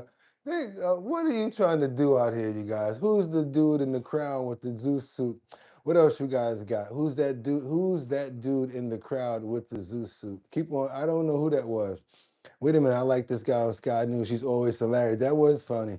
AOC needs to go. She's the problem with New York City and her mouth. Like people are going to Pow Pows thinking that they're authentic. What else you got? It's fascist network TV in America telling lies. Yep, a lot of TV does that, but hey, it is what it is, and we decipher it over here. We don't worry about a news network. Your mind is too small thinking like that. We listen, and if there's something actually going on, then we discuss it. Just like somebody running out and saying, fire, fire. You're not going to pay attention to see if it's really a fire. You just happen to find out that that person is a liar. Instead of trying to worry about the whole system, just see what's going on. And if they're telling the truth, they're telling the truth. And if they're not, they're not. But don't say that, that things are not true, especially when some parts of the news are true, no matter what the network is. Sometimes you just got to look at the news, and we're grown. We decipher it ourselves. Let's keep on moving forward, you guys. What are we calling this over here? The Bishnoi gang. They sent letters. This is a real smart move. Anytime you guys want to really act hard and say that you're a gang, you should call the police. Yeah, don't call them and snitch on anybody, but just let them know, hey, we're bad guys. We're out here. We're the new gang. We got 1,000 people and we're coming. I don't know why the hell they thought that was a smart idea, but that's what the Bishnoi gang did. They sent letters to the Canadian police warning them that if they had 1,000 poom poom men strong. And I don't think that was a smart thing for them to do, because of course they became right up under investigation and they put themselves on radar. Let's see what's going on over here as the police in Canada. Let's go. A chilling claim made to the ADVERTISE Police Department last year is now coming to light. The Indian-based Bishnoi gang allegedly boasting it has up to 1,000-foot soldiers ready to carry out shootings across Canada. I can acknowledge that the ADVERTISE Police Department did receive a letter back in August of 2025. That letter was shared with our law enforcement partners, not only in the Lower Mainland, but across Canada. The letter disclosed during an immigration hearing Thursday in Edmonton. According to a police investigator who testified, the letter also alluded to how every business needs to pay their tax. Unfortunately, I just can't get into the specifics of what that letter said. That forms part of an ongoing investigation. Exactly. He said, I can't get into the specifics because it's an ongoing investigation. Thanks for telling on yourselves, you big dummy. The extortion crisis as a whole. News of the letter has sent shockwaves to the South Asian community, already living through months of extortion threats and violence. The community is really frustrated and afraid. It's a shocking letter to hear those types of numbers. They are trying to operate on the premise of fear. While the true size of the BOOGOTTINYC gang remains unclear, police across the country have made dozens of arrests tied to the extortion crisis. Some of these same thugs that are carrying out crimes in other provinces have been operating here. So when you think about it that way, we're actually dealing with a very small number of people who are carrying out a large number of crimes across the country. Meanwhile, Abbotsford police say extortion-related violence is trending downwards with 13 extortion-related incidents this year. That's right, you guys. That's Canada right there. And like I said, that's the BOOGOTTINYC gang right there. They out there. They telling them what's going on. But you can see they opened up an investigation on themselves because they're thunderdunts. So hey, you guys, I guess that's one way to be a gang. Let the police know, on guard. Let's go. We're out here. Step tap that screen to get those likes up, you guys, because it's Monday. And I got a question for you guys coming up about the health and wellness section, because you're probably using it right now. You probably use it on your toast. You probably use it inside of your oatmeal or maybe your grits, or you probably use it just to add a little bit of flavor. You guys know what I'm talking about, right? You ever put some of that inside of your oatmeal and just mix it up? I'm not talking about the sugar today. Talking about something else. We're going to get to that. Let's keep going. Let's keep on going, you guys. We got to get on over to Fairfield, because we got another situation over in Fairfield in Bay Area where a student speaks out after a confrontation with a Fairfield police officer. And I want you guys to talk. Oh, y'all guys are good. Oh, you guys are good. You guys are good with it. That's right. If you guys want to stick around and find out about that, I got some good news and some information on the good and the bad about that. Afraid to return to school. That's how a Fairfield teen. Yes, as you can see, that's a Fairfield teen right there getting pummeled in the head by a police officer. And I don't know, you guys, 16-year-old. I tell this to the mothers of black men, and I tell this to mostly mothers, period. I gotta be honest with you. Because you're the one that realizes how old your son is. You're the one that knows how old he is. Most people say that man, if he's a certain height, or if he looks a certain way. You might know him as only being 16 or 17 years old, but to other people, he looks like a man. So a lot of times, and I gotta say this to police officers, you might be, going at somebody that's a child thinking that they're a man, and something like this could happen. Got a 16-year-old now that's confronted by police officers after they confronted him and pummeled him in the face. And I don't think he's going to be able to, get right after this situation because of the way that it was handled. Let's get on over here and see what's going on in the Bay Area and let them tell you about it. Traumatized and afraid to return to school. That's how a Fairfield teen hit in the head by a police officer last week says he's feeling. The altercation was caught on video. You can see it behind me here, and it went viral. Tonight, we're hearing from 16-year-old Maurice Williams for the first time. He and his family sat down exclusively with our Melina Jones. It was a female officer, though. She's got him on the ground. She punched him in the head like 6 times while holding his dreads. I'm traumatized, even hard to sleep at night and waking up early, barely getting sleep. The thing about it is they can't tell how old you are. When you go in a deli, you go in a store, when you're walking around a lot of people cannot tell that this is a 16-year-old. I try to tell that to the parents all the time. And even at that age, they still look at them a certain way because of the height, the build, the hair, many different things. It's uncomfortable, my head hurts. 16-year-old Maurice Williams says he hasn't been the same since a viral video showed a Fairfield police officer hitting him and taking him to the ground on campus. Now, for the first time, he describes what he says he remembers from that moment. I didn't see her coming in like that. I just felt my hair getting pulled, and I just felt my face getting hit. And I didn't know it was her, an officer, until I heard her yelling at me. Fairfield police say officers were responding to a fight on campus, and that after attempts to restrain him, the officer used distraction strikes to handcuff Maurice. Now, let's get to that part. He had a fight with another student, and it looks like he wasn't cooperating. The police were called. She ran after him. He wasn't responding the right way or responding to her. That's how it ended up. But his family says he was never in a physical fight or hit anyone. That's right, sweet RV. Crossed the line. She said to me, You see that right there, sweet RV, you're right, because he does look 20. He's got facial hair. He looks like he's a little older than that. Let's keep going. Actions crossed the line. She said to me, yeah, I punched you in the face, and so what? Like, no remorse, no. That would give her time to clear it up. His family says he was taken into custody, then released without charges. They also say the encounter has left emotional scars for the normally happy Matthew. football player and big brother. I feel like that police officer took that joy from him.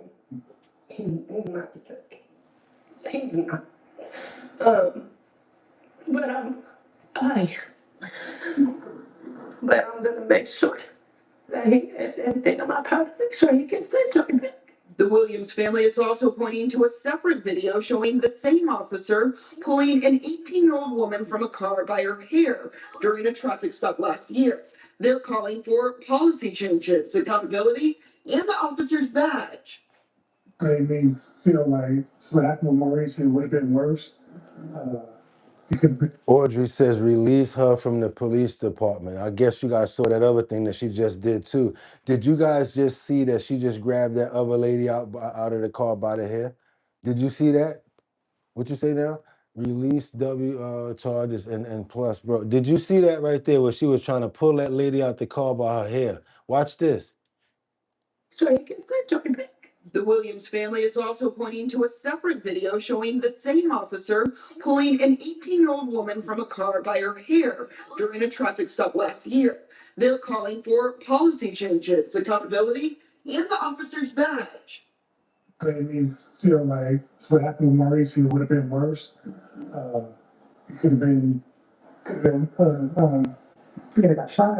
could have been shot. I don't want her to be able to work any type of law enforcement or have any type of power over anyone at this point. Fairfield police say the officer has been administratively reassigned while an outside investigation continues. Meanwhile, the district says they're focused on providing cultural response care for those processing what happened, and safety is their highest priority. But Maurice is questioning if he will feel safe to return to school. Twice about everything, being different about all the police and about school, like I'm protected. Fairfield police have not responded to the claims made by the Williams family. In Fairfield, Felina Jones, NBC Bay Area News. Yeah, I got what you're saying. When the police say get out the car, you should respond, do what they say. I got you. I hear what you're saying. I hear what you're saying. Sometimes you don't. Situations are not always going to wind up the way that you want them to, and sometimes you may have to. You just got to comply until you can defend yourself. And again, remember, anything that you say can and will be used against you in a court of law, and anything that you say, guaranteed, will be used against you because they want to stack them charges up. You make a mistake and move your foot like this. She tried to kick me too.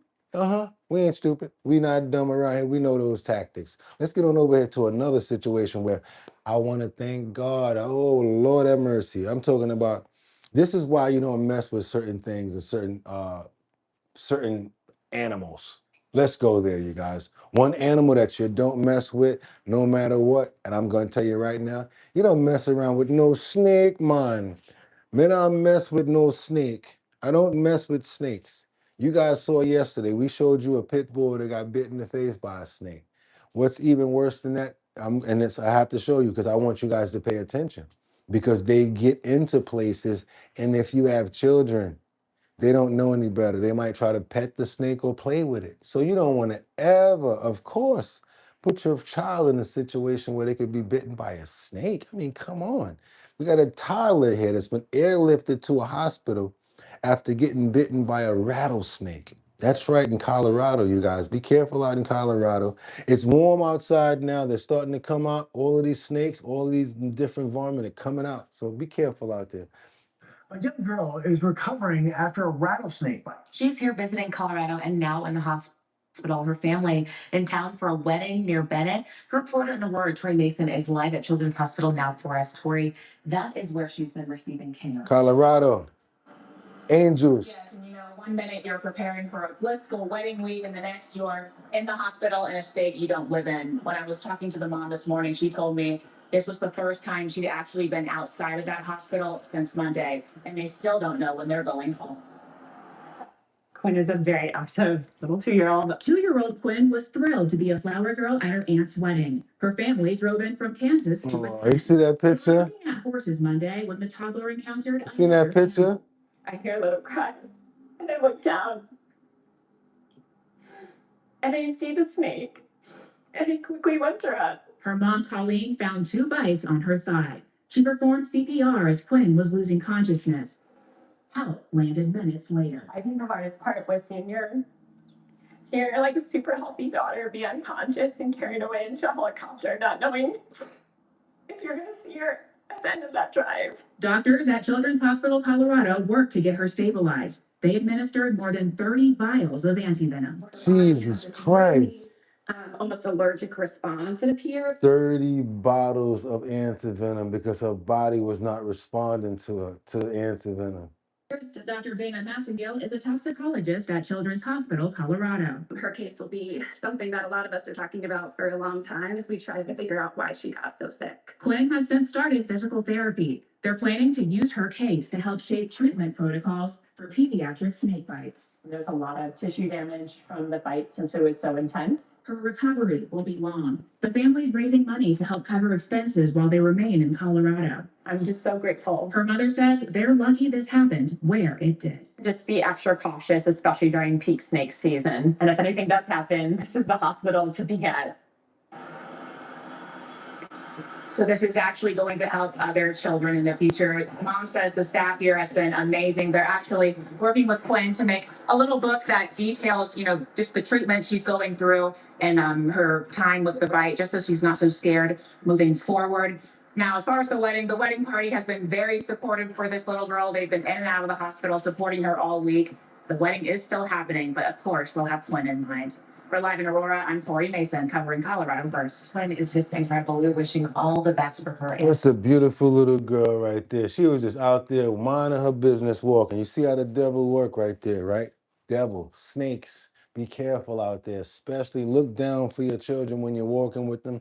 Colorado, especially Texas, certain areas, Utah, you guys know what I'm talking about. Montana, different places like that where they be at, where it's warm and they coming out at. Even down in Miami and certain places in Florida. Certain places in Florida, exactly.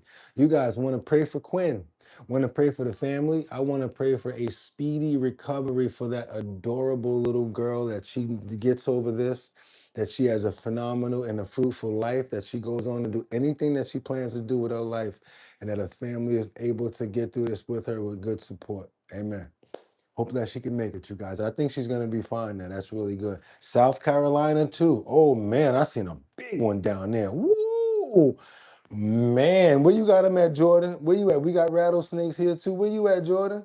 That's why I don't like spiders or snakes, but it's not really the snake's fault. Yeah, a snake was being a snake. What's up, Mike Will? Amen. Yo, where you at, Jordan? I want to know where them snakes is at, them rattlers. Lee Davis says, we have rattlesnakes in Maryland up in the mountains. What else? Okay. Mother was careless. Okay, that's what you want to say, EMC. What else you got over here? I want to know where else y'all see them snakes at, so you can be careful and let other people know about them. Keep on moving forward, you guys, because now we got a situation right here. Brian says, we got gators. You must be in Florida. You got them gators down there. They be knocking on the door when it get hot. Snakes are everywhere, careless. Let's keep on moving forward to California, because now under investigation is this North California animal rescue that's been accused. Oh boy, you guys, and we love them over here. I don't even want to say the words out my mouth, but they were euthanizing dogs for profit. And I'm so glad that they got caught for this, and I'm hoping that this felony charge is brought up. Let's go to California, you guys. I have no idea why, what the plan was, but this here, yeah, terrible. An investigation into a dog rescue in Humboldt County is widening, and Bay Area animal shelters are learning they sent dogs up there without knowing they could be killed. The rescue's operator is now under investigation. Let's bring in our Valina Jones. She's live in the East Bay. And Valina, first, give us a breakdown of this case and which local shelters were working with this dog rescue. Yeah, so Janelle, this was a very popular rescue. We're talking about Miranda's rescue. And according to the East Bay Times, we are talking about more than 1,200 dogs from Bay Area shelters that were sent to this rescue. That includes San Jose, Oakland, Contra Costa County, and Santa Clara counties. And talking to Oakland officials, they tell me that also includes the city of Berkeley as well. So we are talking about. So you think you sending a dog to be rescued, and look what happens. A lot of dogs that were sent to this rescue. Do we know how many dogs may have been killed, how many survived, and will the surviving dogs be brought back here to the Bay Area? So that is the big question, right, Janelle? It is hard to determine exactly the number of how many dogs were impacted because the microchip evidence in those dogs was not transferred properly. And so they're having a hard time checking into how many dogs were actually killed at this shelter. We do know that they have confirmed the death of 8 of those dogs. One of those dogs was a dog that came from Oakland. Berkeley rescued 3 of their dogs, according to an Oakland official we talked to today who's been in contact with that city. Now, Oakland tried to rescue their last remaining dog that they know is alive after a search warrant was executed at that facility, but the rescue told them no. Crazy. Do we know how well local shelters here in the Bay Area vet the rescues they work with? And now, are they maybe looking at ways to stop this from happening again? So there are definitely checks and balances, but Oakland officials tell us they are making even stricter regulations right now. They're going back to the drawing board, rewriting their agreements with these rescues to put stricter restrictions on this, implementing more vetting procedures and requiring reporting requirements to try to prevent something like this from happening again, Janelle. Yeah, we would never do anything like that or condone anything like that when it comes down to our four-legged animals, our family members. I want to pray for, yes, possibly 1,200 dogs that were euthanized, that were sent to a rescue, that they thought was going to be going to a rescue to possibly be rehomed with probably fosters and more. And they wound up, losing their lives. We love animals here. Could not hold back that information from you guys. Also, I would like to pre-warn people about that rescue. That's not a good rescue. Do not send dogs there at all. Please refrain from dealing with that company. And also, if you can do the homework before you try to send a dog to a rescue, you might want to do that first to make sure that the dog that you're trying to save doesn't get euthanized. Amen. Let's keep on moving forward, you guys. Let's go. We got to get on over to Georgia, where we got a dad and 2 grads that lost their lives because of a falling tree in Georgia. Yeah, you guys, a lot of weather conditions out here and a lot of bad things are happening. And again, you know what I always say? Praise God and thank God for every single day. Because, Lord, I never know when it's going to be my last one. That's why I always pray to you every single day, and I say thank you. Amen. Let's keep on moving forward, you guys. Let's go. Got the situation going down over here, and this is very sad, especially the way that the community is feeling behind it. No matter where you go in Swainsboro, it feels like everyone has a story about Mr. James Walker. When he walked in every day, it's just like a ray of sunshine. He's always positive. He always has a positive attitude, and he always has something nice to say. And his son, Ken Cherio. His friends called him Deontay. He was a leader, but he was a leader in the way that most people wouldn't expect to see a leader. He led by example. And Nigeria Johnson. All 3 passed away in a car accident Saturday night. He would do anything for anybody. He helped me since I've been over at the nursing. Whether it's at the Emmanuel Medical Center, where James worked. It was like a father figure to everybody. This man had the whole house being lit up. He just had a good heart about him. That came to my life. He's the nicest, sweetest man ever. He'll give you great advice about your life. I told him I was going to school, and he was proud of me about going to school.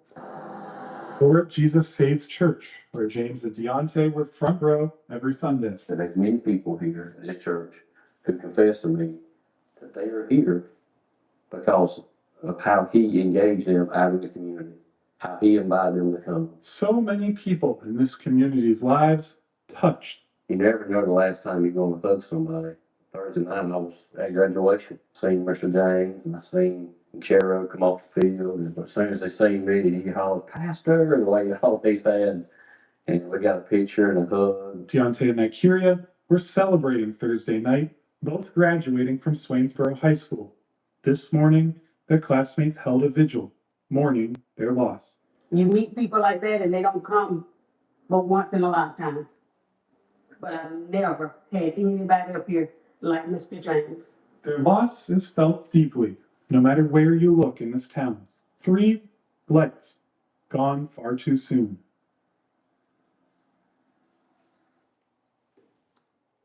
Yeah, I had to give them their love right here, you guys. You know, we got to cover stories like that. We want to make sure that he gets love. Want to show respect as well as praying for the families of all 3 families of all 3 victims. Also for the light that was dimmed that they're concerned that they're talking about right now. Hopefully they do find people that'll step up and try to, some people do. Wind up stepping up after situations like this and shining their light as well, finding the light within themselves in order to keep on moving forward and maintain. And Father God, we want to pray that you help these people in this community to get over this tragedy. As you can see, they're really still going through it. We ask that today. Amen. They're still going through it out there. You guys see it's fresh. It just happened. And as you guys can see, like so many different people he had effect on their lives and in a positive way. One can only wish to feel that way, to live that way. And guess what? That's another way of being rich or a millionaire. There's a lot of times people say, I wish I was rich. But did you know that there's more than one way of being rich? There's being rich in friendship. There's being rich in community, rich in family, rich in happiness. Not always monetarily wealthy. There's other ways as well. Check that out. And a lot of rich people monetarily would rather be rich other ways as well, but they can't pay for that. Stuff like that, where people talk good about you and never forget about you. Hopefully they get over this and we ask for they get some strength. Let's keep on moving forward, you guys. We got to get on over to Rochester to see what Rochesterians and other people should know about videos like this, just in case you buy a cell phone and all of a sudden you start getting messages like this. Double tap that screen. Let's get those likes up, you guys. You're not going to believe this. It's kind of crazy over here. What's going on in Rochester? At 4:30, a Rochester man gets a new phone and a new number. Then he gets bit. He got a new phone, not one for the plug and one for the O's. No, he got a new phone, and watch the messages he started getting. You better pay my money on my cup. All the family had, and you had too. We are looking into these really upsetting videos that came through text. They show masked men brandishing guns and threatening the person watching them and their family. The man we spoke with says the Rochester Police Department was not interested in seeing the videos. But Chief Investigative Reporter Berkeley Britting is. All right, so go ahead and hit play on that video if you can show it to me. John Sturtevant showed me the videos, texted to him into early May.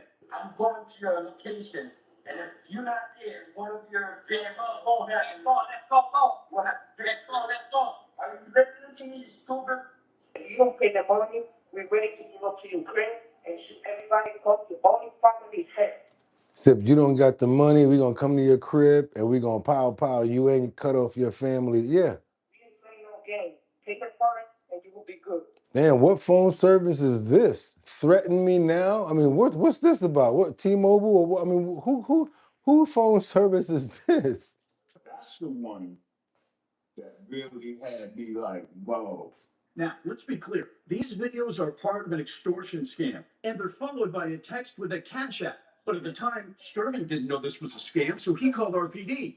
He says RPD told him his name isn't specifically mentioned, so he can't file a report. Because it wasn't directed at me personally,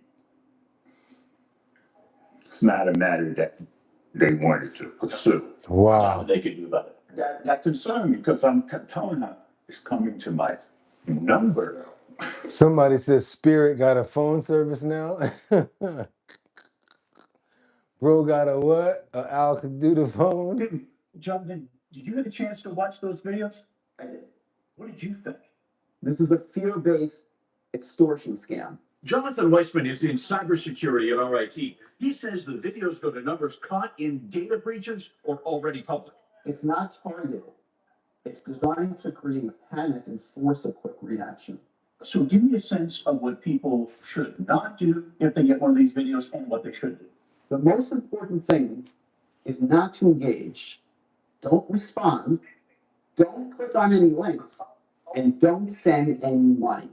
Jonathan said you should block the number, contact the FBI, it might help them discover some patterns. You can use the Internet Crime Complaint Center. We're going to link this to this story, WHEC.com. WHEC.com, you guys. Somebody said he must have got that from Temu. That's the Temu phone right there, but I don't know what it is, but I tell you, it's crazy. Let's go, you guys. Glad nobody got hurt in that one.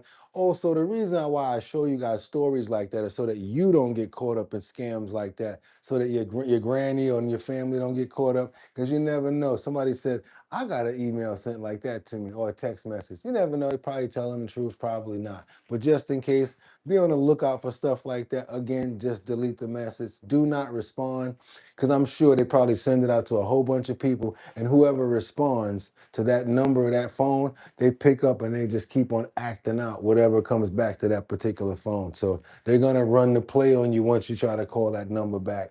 Don't do it. Don't get caught up. Let's keep on moving forward, you guys. Let's get on over to Washington, where they just did what? Uh-oh. Get in the car. Watch your head. Some arrests have been made in a fatal pow-powing outside of Marriott, NBC4, Washington, you guys. Let's go. See what's going on here. Police arrested a man for murder that happened earlier this month in the parking lot of the Marriott Bethesda North Hotel and Conference Center. The shooting may have stemmed from a dispute over allegedly stolen property. News 4's Jackie Benson has more on the investigation that captured images of the suspect's movements along Rockville Pike the morning of the crime.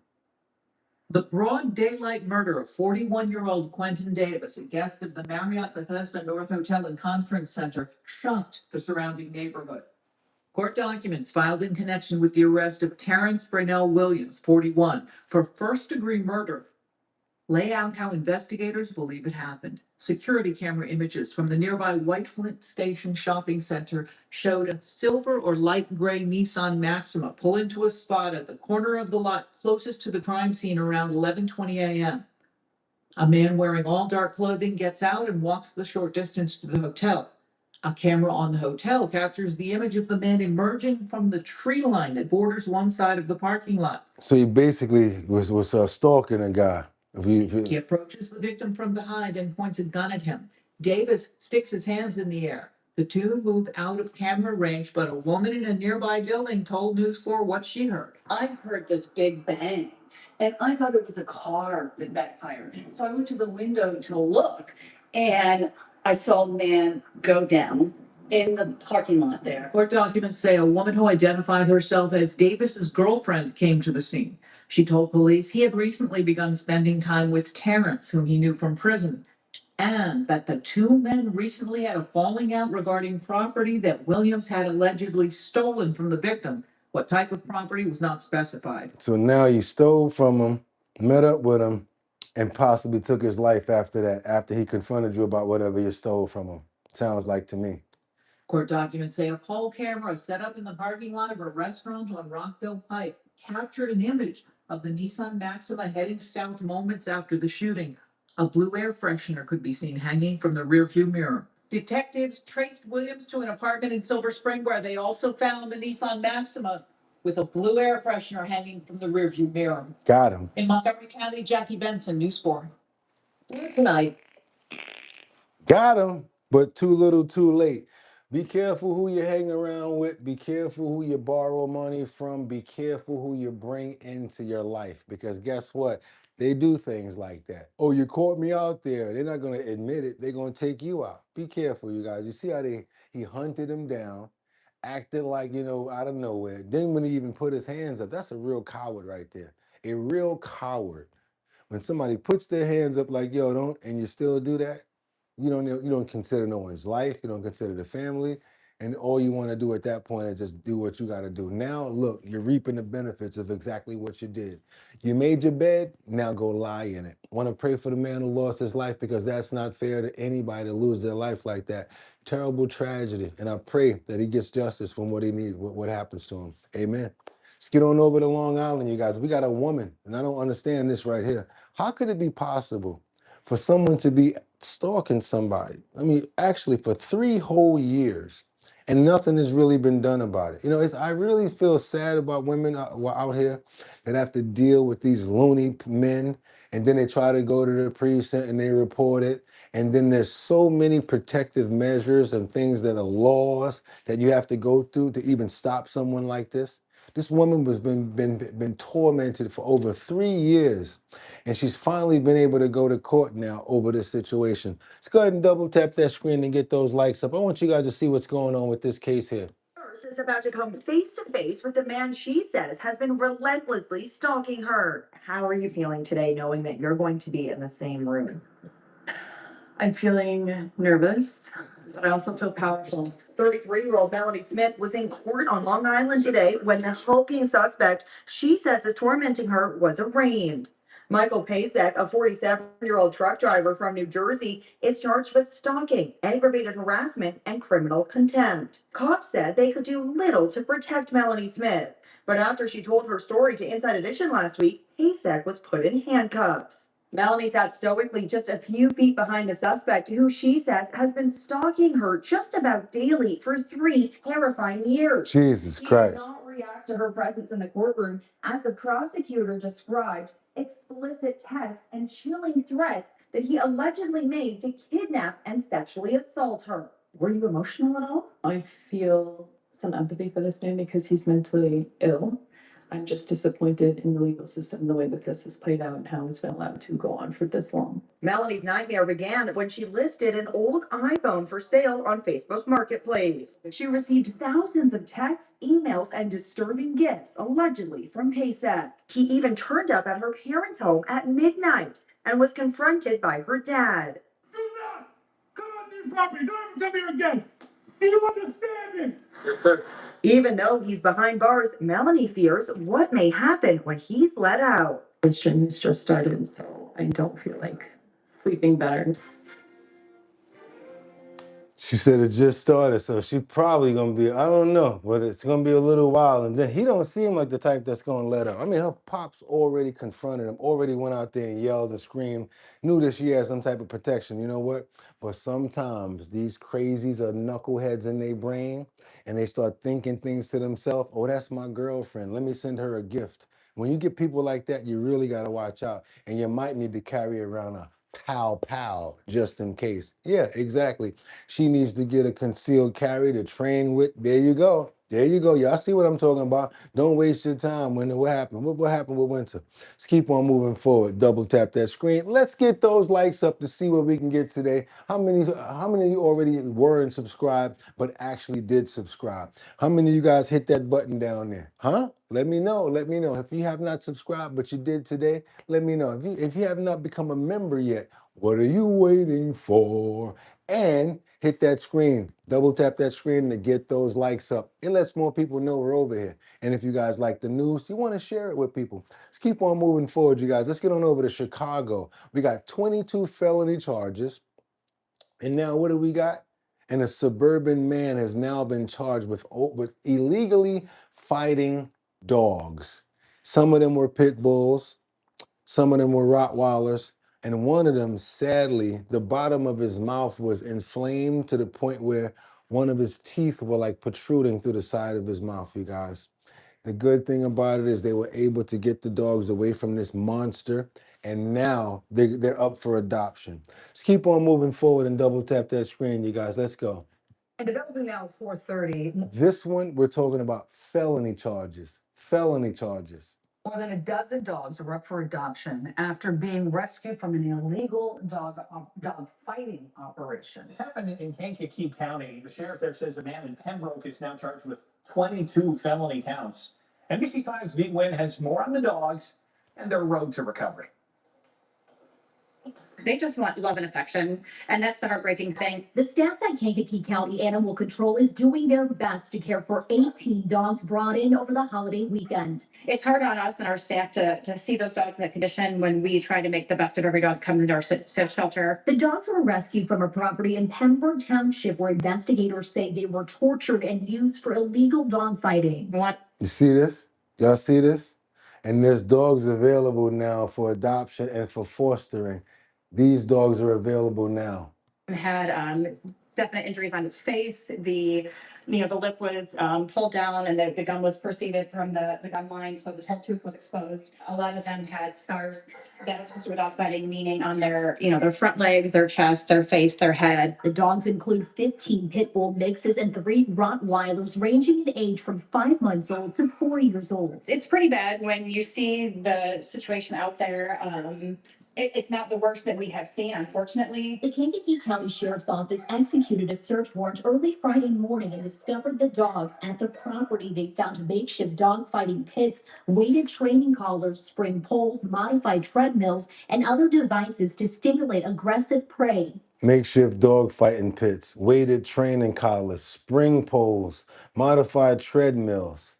2 people were charged. 45-year-old Billy Walker with 22 felonies, including 18 counts for dogfighting. 43-year-old Ashia Austin was booked for manufacturing and distributing fentanyl and aggravated fleeing as they await their next day in court. The director here says it's only a matter of time before these dogs find their forever homes. We've done other dog fighting cases in the past, and it's nice to see those dogs that go live in a high rise in Chicago and wearing sweaters and living their best life and have backpacks that go to school every day. So our goal is to get those dogs, the dogs that we have here currently, adopted out, move under rescues, so they can, live their best life, live their life that's not chained up to a tree and fighting. The dogs will be transferred out to rescue partners in a couple of weeks. As for the man charged, he was granted pretrial release by a judge. Reporting in Kankakee County, V1 NBC5 News. So he got out, pre-trial release. We heard that. He's out. So but I hope he never has I hope one thing, you know what's gonna happen with this one, right? They're gonna make sure they can never own a dog again. He don't deserve to. Thank you, Liberty and Justice, for hot topics, news, and civil debate, all on one channel. You won't find it on another platform like ours. Welcome to Our Bottom Line with Boogotti, our host. Show some love, you guys, and show some love to yourself too, because I couldn't do it without you. I want to pray for all of these dogs. I want to pray that this man never has the ability to own another dog. I want to pray for all of these dogs that got in this situation to be able to find loving homes. And I want to say the same thing for all dogs, all cats, and all animals. And I know it's an impossible feat, but why not? I love animals, and we all do here too. That's why I show you guys stories like this, because I know you're about preventing, and I like to educate you guys on what's going on out there, because you'll let other people know. And sometimes if it's in your state, I know you guys are going to act on it. Amen.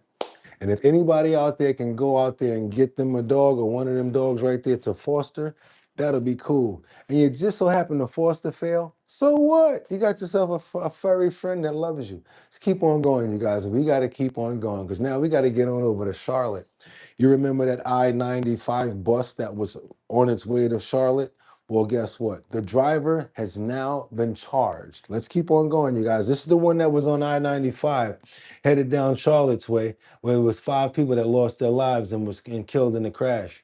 The breaking news this morning, the bus driver headed to Charlotte and involved in a deadly crash that killed 5 people and injured dozens of others is now facing charges. Good. 48-year-old Jing Dong was arrested Saturday and charged. Sound like Ding Dong. His name is Jing Dong. He's 48 years old. Have no idea how he got a license, but he's been charged with this deadly tragedy right here, you guys. Finally got him. Jing Dong was arrested Saturday and charged with 2 counts of felony involuntary manslaughter. U.S. Transportation Secretary Sean Duffy also says Dong does not speak English, which is a violation of federal law. He'll have his first court appearance after he's released from the hospital. Nope, he could not. He could not speak English at all, you guys. I want to know, how was he able to ascertain, to receive, to get a license in English or any language? And shouldn't you be able to read road signs in English if that sign is in English? I don't understand. Who gave him the license? Should we backtrack this? I have questions for you guys. What's up? How did he get the license? Who gave it to him? Should we check and see if it's false? If it's coming from, I don't know. What's going on with that license, and how did he get it? How you get a license without knowing how to read, without knowing how to read English? Huh? I don't know. I don't know if they give you a license in those other languages, and if they did, it doesn't make sense. You don't see Chinese road signs out here, Taiwanese or whatever road signs out here, right? They should give you the test in the language of the signs and in the language that people are speaking on the roads that you're trying to go for the license for. That is really stupid. Inside corruption, says angels among us. I deal with Lyft and Uber, not English speaking all the time. Look at that. How did he license? Right. Where did he get that license from? Exactly. Where did he get it from, Mary Tanner? Because I had to do my permit in English. Come on, let's keep on moving forward, you guys. We got to get on over to this situation right here, where we got these 5 that have been indicted for alleged roles in a Colombian human trafficking organization. Yeah, you guys, sometimes it's not just about, spending a little money, being with somebody or whatever, you know what I'm talking about? A lot of times they get in those situations because they're forced to be in them. Let's get on over here and see what's going on over in Columbus. You guys know what I'm talking about. They call it human trafficking at this point. Let's go see what's happening here. New indictments in a Central Ohio human trafficking case. Ohio Attorney General Dave Yost says these 5 people ran a sex trafficking operation. Now they all smiles and everything right there. Look like Romeo over there, like, you know what I'm saying, whatever. Got this one over here. You got these all of them right here. We got Nikki, we got Jayla, Derek, Jacob, and Johnny. All of them locked up. Watch your head. Human trafficking. Yeah. Out of North Columbus, targeting women through coercion, false promises, and drugs. They face a total of 27 felony counts, including corrupt activity, promoting prostitution, and money laundering. Authorities are still looking for Johnny Berenger, the man on the far right. Yeah, Johnny. Johnny, they're looking for you, buddy. You're the last one on the list. And we're going to keep you guys posted and see if they wind up finding him. Yeah, we're going to wind up and see if we're going to find Johnny. You guys, if y'all appreciating the content this Monday, let's double tap that screen and give me all the money in your pockets. Snap it to a Slim Jim. Nah, but what I really would appreciate you guys to do, pick up the phone. Ow, and this, you're looking at Our Bottom Line. Okay, good show. Let's double tap that screen to get those likes up, you guys. That's all you got to do to get those likes up. I have a question for you real quick. You remember how back in the day you can get a spanking or issue a spanking and not get in trouble? I remember receiving some of the most illest spankings in the world. I'm talking about how I done made moves like this. I'm talking about where probably caught it right in the middle of the back, and now you're looking like you on a good times picture. You know what I'm saying? Ow! Or some kind of way. You know what I'm talking about. Mommy, no! Y'all know what I'm talking about. You ever see that video game or that meme that come on? When somebody about to get spanked and it's like, mommy, no. Yeah, I used to get it. And you guys, if you come from my era, 70s, 80s, 90s, you guys used to get pow too. I'm talking about to the point where you'd be like, okay. I'm talking, you ever get the spanking where your mama come over to you and be like, no, I ain't really mean to do that to you, but you're going to have to listen. Be over there like, yeah, you're still running to her and hugging her and all of that. Kind of that Eddie Murphy joke. You know what I'm talking about. We used to get it. Generation X, y'all know how it was. We used to get it. But nowadays, you can't be doing that. You can't be putting your hands on nobody. The wooden spoon, 2 people right there. Big facts, good times. How about when they used to tell you to go out down south? My mother used to tell me down south, her mother used to send her out to get a tree branch or like a switch off the tree. And then they would take all of the leaves off of the branch and they would spank you, or I gotta say, whip you with that. And I gotta be honest with you, when I started thinking about it over a long period of time, what did that remind you of, guys? What does that remind you of? What sort of times does that remind you of? Oh yeah, you know what she said to Annie Mae? Sometimes you gotta whoop 'em. Yeah, you know what I'm talking about, right? But I don't think it's a good thing, especially not now. You better not put your hands on one of these kids. Because I saw the other day where one little kid was like, Siri, call the police. I'm talking about just that. They that good. They ain't even got to pick up the phone and dial 911 no more. They're so smart. They'll tell Siri, call the police. And that next thing you know, watch your head. So you guys, it's a different time out here. I know you want to discipline them, but guess what? I know you just be ready to, oh, crack, I'm real one good time, but you can't do that no more. You got to either put them in a corner or do something, especially if they know Siri, call 911. It's not a funny situation right here. I just want to warn people, don't put your hands on children. And if you do want to discipline a child, you might go out and spank one of them next time. Next thing you know, they get a little whelp on them or something like that. You get a whole lot of time for a whelp. I know a guy that punched somebody and got 7 years for that. Never got in trouble before. Don't put your hands on people. We got a situation over here where a bruise that was seen at a daycare wound up getting somebody 10 years. Watch your head. That's right, you guys. Babysitting. Hit the little 1-year-old with the belt. A little welt right here between the legs. 10 years. Watch your head. Let's go, you guys. Let's get on over and see what's going on with this case over in Bibb County. Come on. Have been convicted on child cruelty charges in 2 separate cases recently. In the first case, the Macon Judicial Circuit District Attorney's Office says 35-year-old Willie Brown Jr. beat a 1-year-old child with a belt while caring for the child and her siblings. Prosecutors say daycare staff found a bruise on the toddler's inner thigh and contacted DFACS and law enforcement. The DA's office says Brown admitted the abuse. He was sentenced to serve 10 years. You might want to think about that next time they ask you to babysit. If you can't control your temper, if you can't control yourself like Willie couldn't, you might wind up with some serious time right now, you guys. So you need to control yourself. Not a 1-year-old, you're right. Better not come back with no little one either. That's right. You better not come back with no little switch. Well, you don't hit a 1-year-old with no belt. There you go. That's right. You don't do that. And who the hell is he to even do that? You're not supposed to do that. That's a 1-year-old. You don't hit any child anymore. I think honestly, if you can't, it's kind of like a mind trick to me now. It's a mind thing to me now. I want to outsmart the child, so I don't gotta hit him. I know you guys think that you want to discipline a certain way, but the thing to actually do now is to actually really learn and really teach the child. Because if you can get through it without having to put your hands on them, you really got a good situation there. I think that's the best way to go about it, you guys. I do. Because I didn't like getting hit. I was still going to listen or not listen if I got hit or not. You know how that go. But I used to get toe up from the flow up, beat up from the feet up, and wrecked up from the neck up. I'm talking about, she used to be like, go in there and get me that broom. What? The broom? What are you talking about? Or if you walk by and she just crack you with something that was just next to her. Anybody ever got beat with a racetrack? Yeah, you know what I'm talking about. A racetrack. Like, what are you talking about, Bugatti? I'm talking about the pieces that separate from the racetrack. The racetrack, yes, extension cords. You had all them crazy sorts of stories before.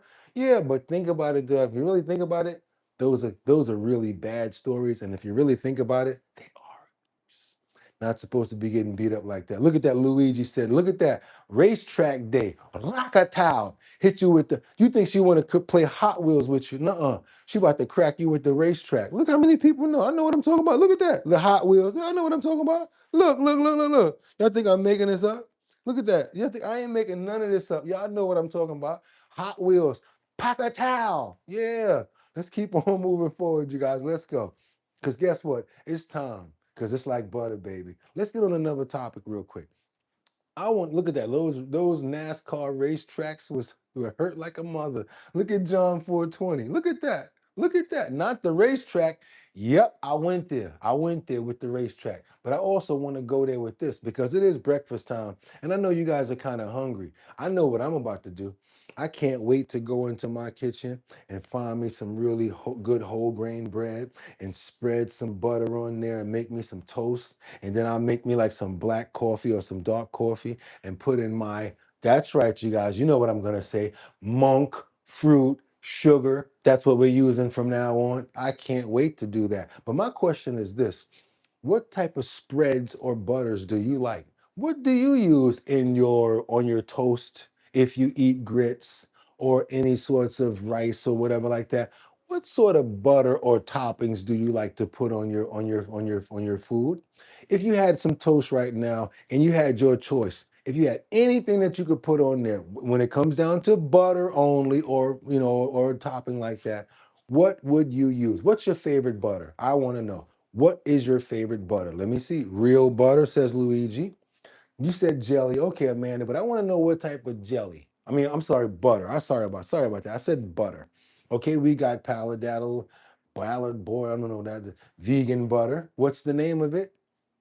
I like regular butter, real butter, only real butter, apple butter, country butter, unsalted butter, real butter and peanut butter, egg butter and cinnamon, real butter and homemade homegrown jelly and jams. My mother would give us some warning, okay, a warning. Okay, this is not okay. Let's keep on going. Yes, this is going to be our health and wellness section right now. Kerrygold, Angels Among Us, a really good one right there. Kerrygold or Amish butter, if I can find it. Cow butter, Imperial. Oh my God. Real butter, Kerrygold. We got Jordan talking about a name. Real butter, Kate or Kerrygold. Salted butter. Okay, Land. What's that? I can't see Landford's, whatever that is. Kerrygold. All of you guys like Kerrygold in here. Kerry or Land O'Lakes. Land O'Lakes. No lie, I got Country Crock. Okay, Country Crock. Remember the commercial for Country Crock? What else you got? Brummel and Brown Delights butter. I got here in the head with the mixing bowl. Woo! Got hit in the head with the mixing bowl. I ain't even mad at you. I got hit in the head with stuff too. Kerrygold. Imperial is rough. European butter. Whoa. Charles, if I was giving something away, you might have got the prize today. Keep on going. Country butter. I buy salted too. Anchor butter.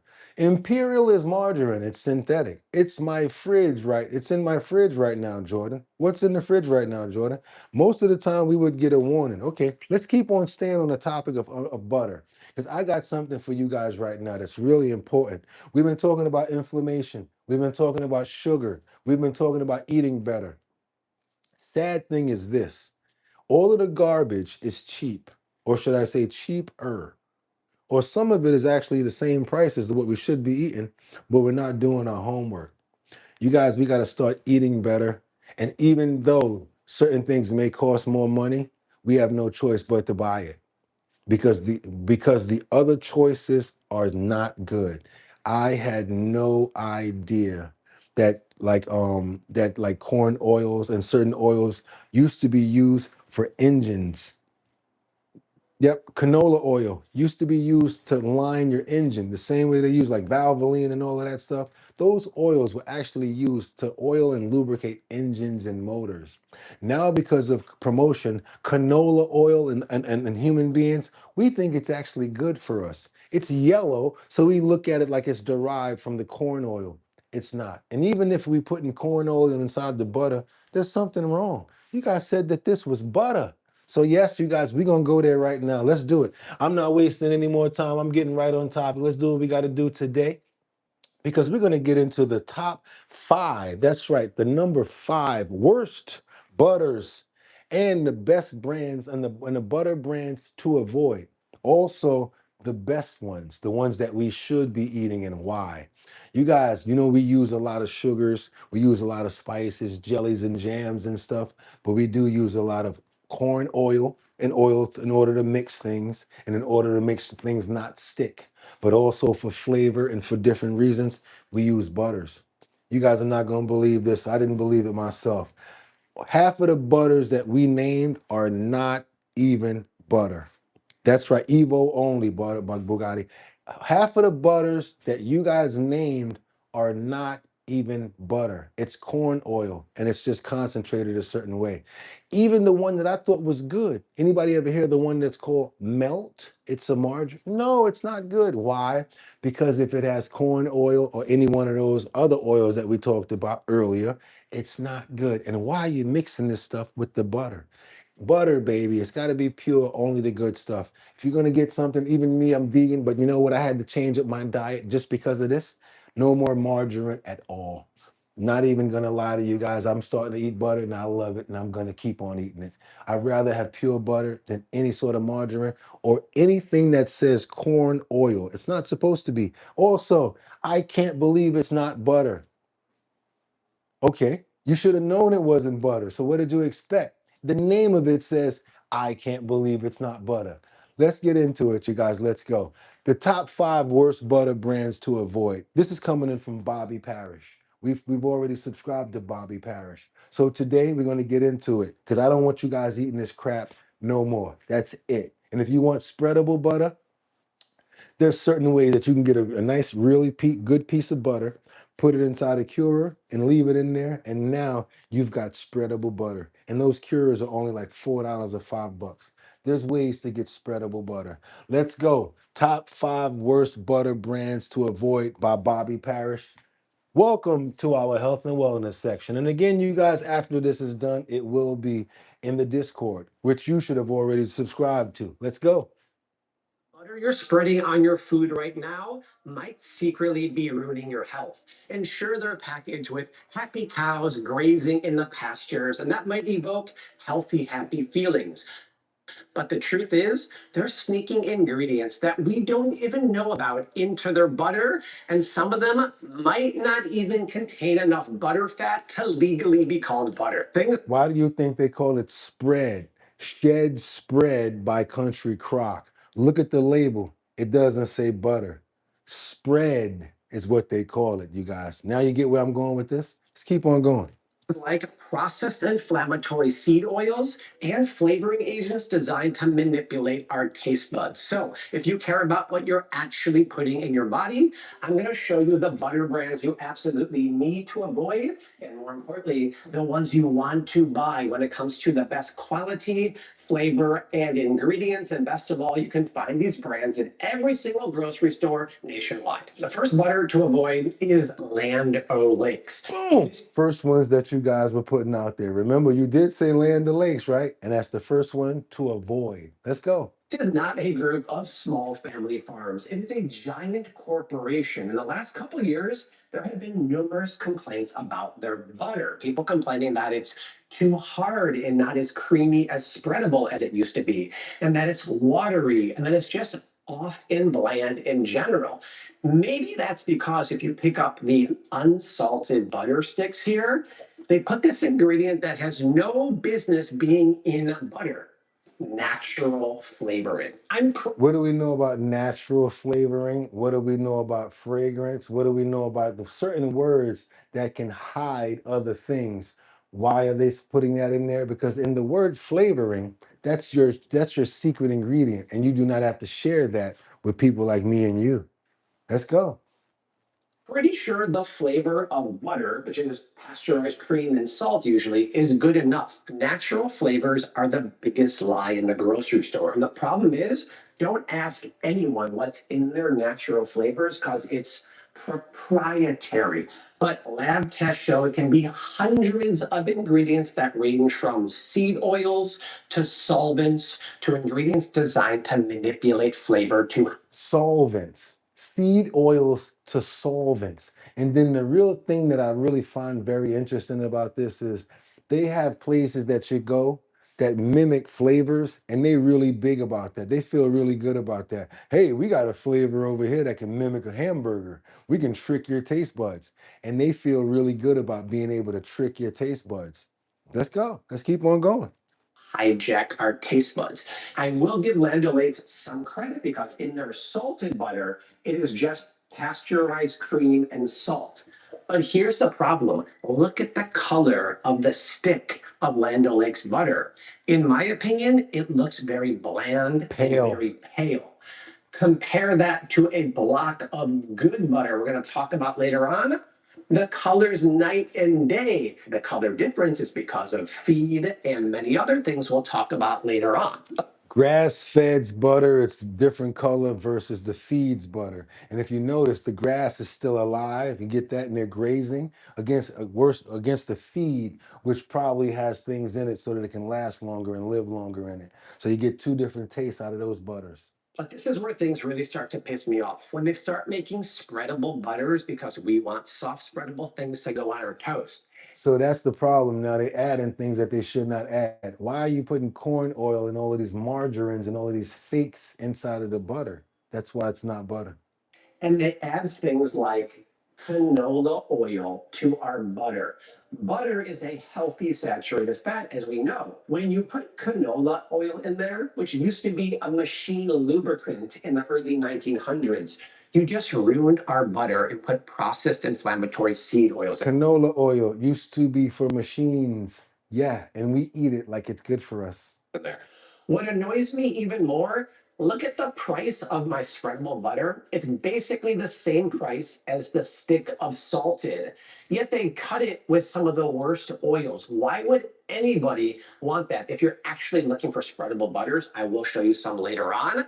And what also bothers me is you might be like Bobby, they do make one that has pasteurized sweet cream and olive oil. Well, breaking news, most of the olive oil in the US is fake.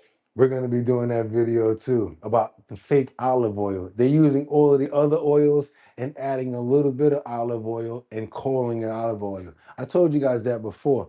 You can call something, you can say with real fruit juice. You can have a big concentrated container like this and put a dab of fruit juice in it and says with real fruit juice. Because technically you did put real fruit juice in there, right? Think about it like that. Why do you have to really pay attention to the olive oils and everything? Because what's in the olive oil? If you see other ingredients in the olive oil, it's not 100% olive oil, extra virgin. Let's go. 85% of it doesn't qualify to be actual olive oil. Guess who made a video about that years ago from the grocery store? This young guy on screen walking around telling you why fake olive oil is to be avoided at all costs. And if that's not bad enough, the price per ounce of this is actually way more than the stick of butter, which to me is quite wrong. So those are the reasons why I would avoid Land O'Lakes butter. Which one is up next, you guys? You ever hear of Challenge?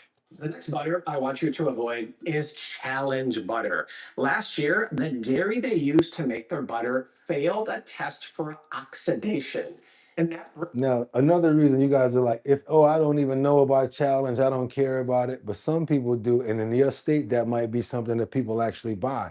Why you also, I want you guys to know about this, because certain things that happen with Challenge butter, certain things that they were not smart about. They failed a test of oxidation, which literally turned a bad piece of it to molding while it was on the counters. So imagine it's rancid, smelling like crazy, and the texture was crazy, but it was molding, and they didn't even pull it until people warned them about it. Be careful about these foods, you guys. brings up huge safety and quality control issues. If the dairy oxidizes to make their butter, not only can it become rancid, but then you took what was a healthy fat, oxidized it, and turned it incredibly inflammatory. And then the customer complaints poured in also. It's not your fault, Adam. That's why we do this. It's not your fault. Adam says, I'm guilty of Challenge. But guess what? Now that you know, you can do better, because we got the good ones coming at the end. We don't do all bad here. We show you good stuff too. Said it was rancid, it smelled off, the texture was off. People even reported mold on their butter days after opening it, which could be tied back to the early oxidation. All of that is not good, but on top of that, we go to the unsalted sticks of Challenge butter, and once again, they're putting the natural flavoring in there. Not only is it the biggest lie in the grocery store, and that's where they can sneak ingredients in butter that our grandpappy and our grandma would never approve of, maybe they put the flavoring in there because if they know there's oxidation, or perhaps they're not adding enough butter fat in the first place, putting natural flavoring is a way around that. Either way, we don't want that in our butter. Now, I will give them credit. Their salted butter does not have natural flavors at all. But this is American style butter. Later in the video, I'm going to show you European style butters that are way better flavor and way better for us. American style butter has a whole bunch of water, whereas other butters, like from overseas in the EU, which you guys mentioned, have more what? Butter fat. Butter fat, the good stuff. Why make you be like, yeah, butter fat. That's what you like. Plus, look at the sticks, my friend. They're pale. They do not look happy when you compare it to some of the butters I'm going to show later on. Once again, night and day. And for people who love the spreadable butter, Challenge does have one with canola oil again, which we want to avoid because they're introducing those processed inflammatory seed oils that are horrific for our health. But they do have one with avocado oil. But once again, most of the avocado oil in the grocery store is fake. I have a video about that from year. After looking at this, I was like, yo, wow. I mean, we really got to be careful with what we eat because they really don't care what they're feeding us. And the sad part about it is it's expensive for us to eat the right things. And they're giving us this crap on purpose. And they know what's in it. All they do is try to stretch it because it's not a food anymore. It's not something that they care about having quality. It's a product. They want to make sure that it sells and they want to make sure that it lasts long on the shelf so that they can get it sold. So whatever they have to put inside of it to make it last long, they don't care about the effect on us. Years ago also, which is why you want to skip that. If you want spreadable butter, I got this crock. I like this. For $13. I put one of the good. I really like this idea right here. Put one of your favorite bars inside of a crock and it's going to be spreadable. That seemed like it was a smart idea. I like when I saw that. Is fake. I have a video about that from years ago also, which is why you want to skip that. If you want spreadable butter, I got this crock on Amazon for $13. I put one of the good Bobby approved butters in there, and that's how I get good spreadable butter without the rancid inflammatory oils, and I don't overpay it. That's why you should avoid challenge. Thank you, Jolena. I want you to avoid is from Cabot Creamery. Cabot. A couple of years ago, they had to recall 17,000 pounds of dairy because of contamination. Anytime you have a history of that, it really brings into question the quality of their supply chain. And keep an eye out for Cabot, you guys. We don't know if we want to rock with Cabot, especially when they got stuff like this going on. Cabot, be careful. You probably don't want to rock with them. Quality control in general, and is usually a sign of a giant corporation as opposed to a conglomerate of smaller family farms. But once again, I always go to the ingredients, and this is the Cabot unsalted butter, and we find the unsavory secret ingredient of natural flavoring in here.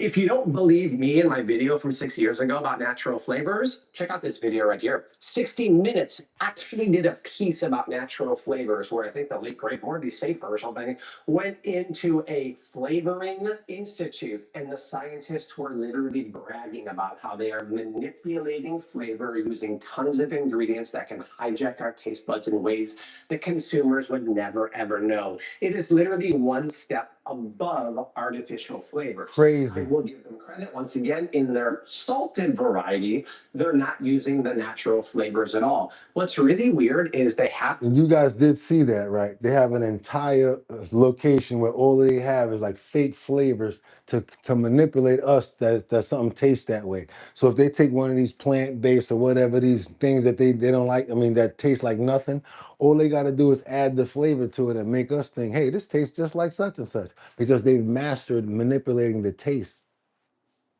Have a variety called extra creamy, and look, it has natural flavoring too. To me, extra creamy would say it's a higher butter fat percentage. Butter fat, right. And more fat is more flavor, but not for Cabot Creamery because they keep leaning on the natural flavoring. Hey, Cabot, maybe you should stick to making cheese and not butter.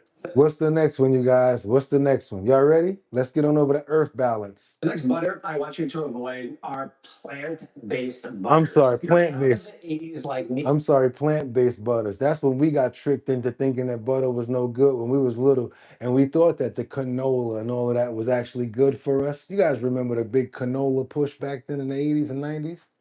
They made us afraid of fat, and they pulled one of the biggest hoaxes of our lifetime, margarine, which is nothing but processed inflammatory seed oil. Had no idea. Grandmas and our grandpas were not eating that. They were eating. We used to literally argue about that. Like, no, don't get butter. Let's get the margarine. It's better for you. Didn't even know. Butter and lard, and that's a good thing because these oils wreck our health. They're incredibly inflammatory, and they're never meant for human consumption. They actually used to be engine and machine lubricants. Look at any type of butter. This is something called organic earth balance butter. It's all in the marketing. Earth balance. Well, I guess the earth is balanced by palm oil, soybean oil, canola oil, defatted soy flour. There is a touch of extra virgin olive oil and the natural flavoring in there. It's about as bad as they get. Of course, And you would think that's good because it's called Earth Balance and it looks like it's good for you, right? Don't be tricked into marketing, you guys. We got more. Come on. there's the OG. I can't believe it's not butter. I can. It should never ever exist because it's a combination of their good oils blend. It's called the Good Oils Blend. At least they tell the truth. And then on the label, it says it right there. I can't believe it's not butter, but we still buy it. Why do we still buy? I can't believe it's not butter, y'all. The soybean, palm, and more palm with natural flavors. They try to upsell it and make the marketing look really good. Oh my gosh, look at this. Plant butter with avocado oil. That's it. Let's go back to that country crock. You know what I used to call it? I used to say it's a country crock of bull. A country crock of bull. Palm and more palm with natural flavors. They try to upsell it and make the marketing look really good. Oh my gosh, look at this. Now you see that right there? Plant, it says plant butter. They can't call it butter by itself, but they can call it plant butter. You got to realize words are very important when it comes down to marketing, you guys. Let's go. And country crock is not butter, it's a spread. Plant butter with avocado oil? That's a healthier fat. Well, before we get to the avocado oil on the ingredient list, which is listed in quantities, we first have to go through palm oil, then we get avocado and canola oil and natural flavors. Even the most premium one I can find at the grocery store, which was Sprouts, Melt, has expeller pressed coconut, not bad. But then we get canola and sunflower and natural flavors. And it's more expensive. Melt is more expensive, but you're still getting the garbage. So that got me to the point where, like, damn, what can we trust out here? What can we eat out here? Like, for real? I'm sorry, some things aren't meant to be vegan, and butter is one of them because you're doing the opposite of what healthy butter does. You're loading your body with fats that are oxidized and incredibly inflammatory.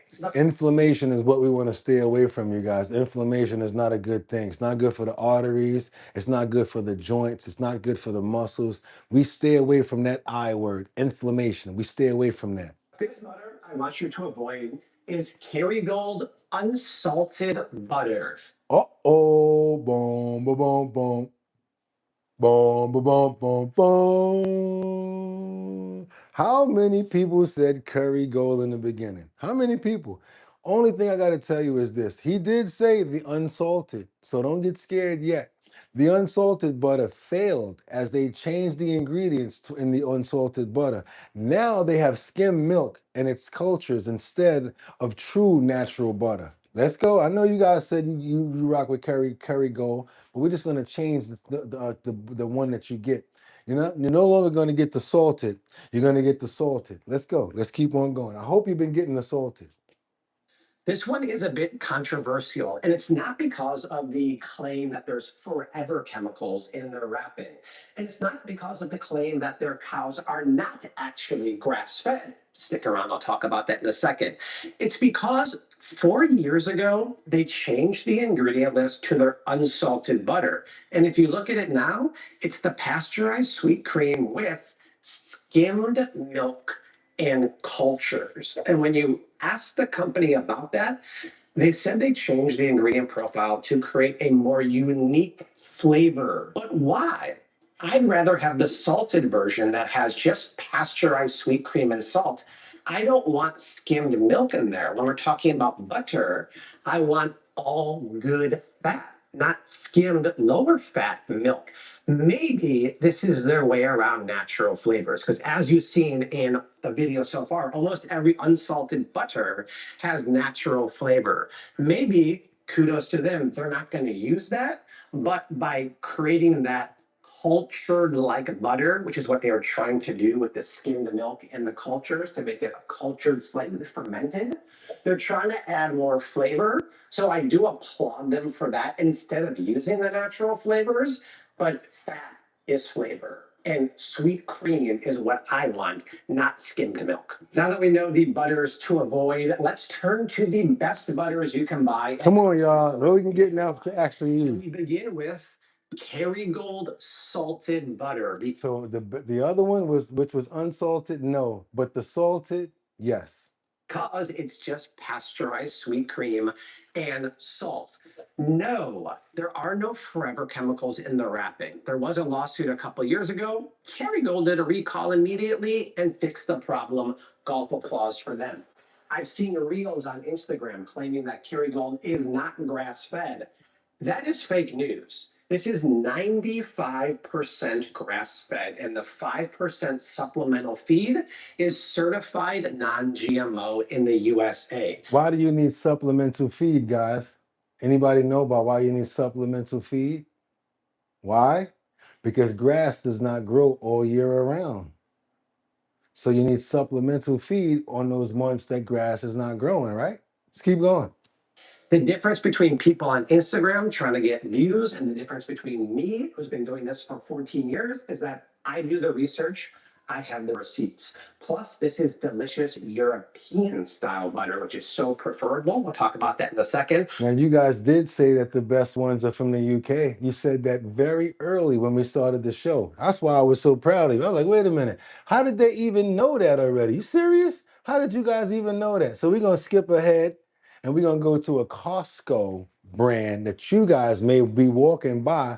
Don't walk by it anymore because it's actually really good. Come on, let's go. Another brand from Costco. We're gonna get, and you can go right there and pick it up. Shoppers out there, it's the Kirkland grass-fed New Zealand style butter. Grass-fed. It's their version of like Kerrygold, but it's actually way cheaper per pound. And it says it clearly on the packaging, 95% grass-fed. And again, European butter has a higher butter fat content. It's about the butter fat.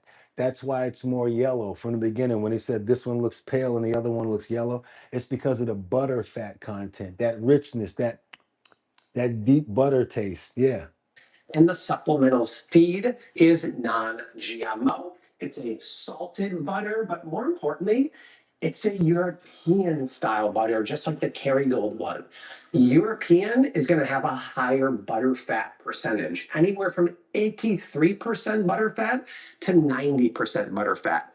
American style butter is going to be lower. It has to have at least 80% butter fat. We get more nutrition in this too, which is why this is a great butter you can buy at Costco. And just to double down on that, even though this is an organic style quality butter, this is not the kind of butter I want you to buy either. What did I just say? European style butter is going to have higher butter fat percentage. This is still American style butter. So don't get the Horizon Organics because it's not the kind of butter that he recommended. He wants you to get the European with much more of the butter fat count and a higher what did you say, butter fat count, right? Yeah. Which is more water, less fat. When we're buying yummy, healthy fat, we want more of it and less water. Plus, get this, because this is grain fed versus the other ones that are grass fed, the nutrition is going to be inferior in this style of butter. When cows are pasture raised, rotationally farmed, eating mostly all grass, we benefit because the color of that butter is going to be superior, the flavor is going to be superior, and get this, nutritionally wise, it's superior too. So you saw the difference, grass-fed versus non-grass-fed. You see the yellow, and now you guys can tell the difference when you buy something. That's what I love to learn. Different ingredients that we need to stay away from, ingredients that we need more of. Why different colors make a difference. What is the difference between EU, UK, and the United States butters and stuff. We need to know stuff like that. Let's eat good, you guys. Let's keep on moving forward. What I got for you over here? We're going to keep on going. Where we at? 1522. I think we can rock to here. So now we're going to get to another one right here. It's called Vital Farms. You want to avoid American style butter. Next up is a Vital Farms salted butter. I like this one because it's a higher butter fat percentage. It's 85% and it's 90% grass fed and pasture raised. The color of this butter, once again, look at the color of this compared to the earlier sticks, night and day. Those come from sad cows only eating grain, most likely in feedlots. All of the butters we're talking about right now come from pasture-raised, grass-fed cows free to roam around the pasture and paddock, and the color difference is apparent. The next butter you should buy is for the budget shoppers out there. Raise your hand if you love your Aldi like I do. This is their Irish grass-fed. So we're trying to make sure that you guys got locations that you're common to go to where you can actually find these other alternatives. So don't say, I couldn't find it, so I had to buy the, I can't believe it's not butter Boogotti. I got a whole tub of country crock in there. I ain't throw it away. I used it. I'd rather throw it away. Ugh, spread. Yeah. And butter. It's basically their dupe of Kerrygold. They Irish butter, very rich. Let's go. use the same style of butter that abides by Irish dairy law. So this is going to be 90 to 95% grass-fed, and during winter or inclement weather, it has a non-GMO grain feed. The price has gone up a little bit the last year, but hey, everything at the grocery store has gone up too. But if you're an Aldi shopper, this is a fantastic buy. This could be the most pricey butter of the day. I believe I got it at Whole Foods for about $7. It's a French block of butter from, I'm going to say the name, Boogottinic. I don't know what the hell the name of this is. What does it say? Boogottinic AOP, but it's a French butter. But if you look at it, you see it's really good, but it's expensive. That's the only thing. They give us the stuff, but it's got to be just an arm and a leg in order to get it. Delicious, but it's just expensive. Let's go. And you can almost eat some of these butters like a piece of cheese, how rich they are in the flavors. Normandy, France. It's made with chunks of sea salt crystals that when you cut into it, you can see them flecked all throughout. Whoa. It's also cultured butter. So it has that slightly fermented flavor, and there is health benefits to fermented foods. It's not going to be nearly as much as something like sauerkraut or kefir, but it's still really good. This is so rich and creamy. When you cut into it, you can see the quality of the fat. And if you just try a little piece of it, it almost tastes like cheese. It is a delightful butter. The only store I've ever seen it at is Whole Foods, but I'm gonna give it a try. You might recognize this brand Maple Hill from the milk they make from the grocery store, but they also make butter now, and they make European style butter, 85% butter fat, which is 85%, y'all. call out they're from small family farms. They're not from giant conglomerates that You only got 2 more. I hope you guys are taking notes and you know what to look for now and staying away from what? All of the oils, anything that's actually added to it, and anything that says what? Fragrance, or what is that thing? What was that other word that they had the nerve to say when it came down to the secrets? We'll get it. We'll get it. We'll get it. and the quality issues that we talked about earlier. They obviously know their quality dairy in Ireland because yet another block from Ireland called Truly Grass Fed. And they specifically call out on the front here that it's 90% grass fed, but the supplemental feed is non-GMO. Non-GMO. Cows from Europe. During the winter, it's tough to always feed them fresh or even hay. So they supplement it with a non-GMO feed. But once again, it has that beautiful color in here and that beautiful flavor. Now you understand the difference in the colors and the difference in the textures and stuff like that. This way, once we go out shopping, we can apply these things that we learn. That's why I love doing the health and wellness section, because believe it or not, you just learned a whole bunch stuff that you probably already knew, but even more stuff that you didn't know. If you're still watching the video at this point, subscribe, my friends. This stat always blows me away. 75% of plus of people who watch my videos aren't subscribed.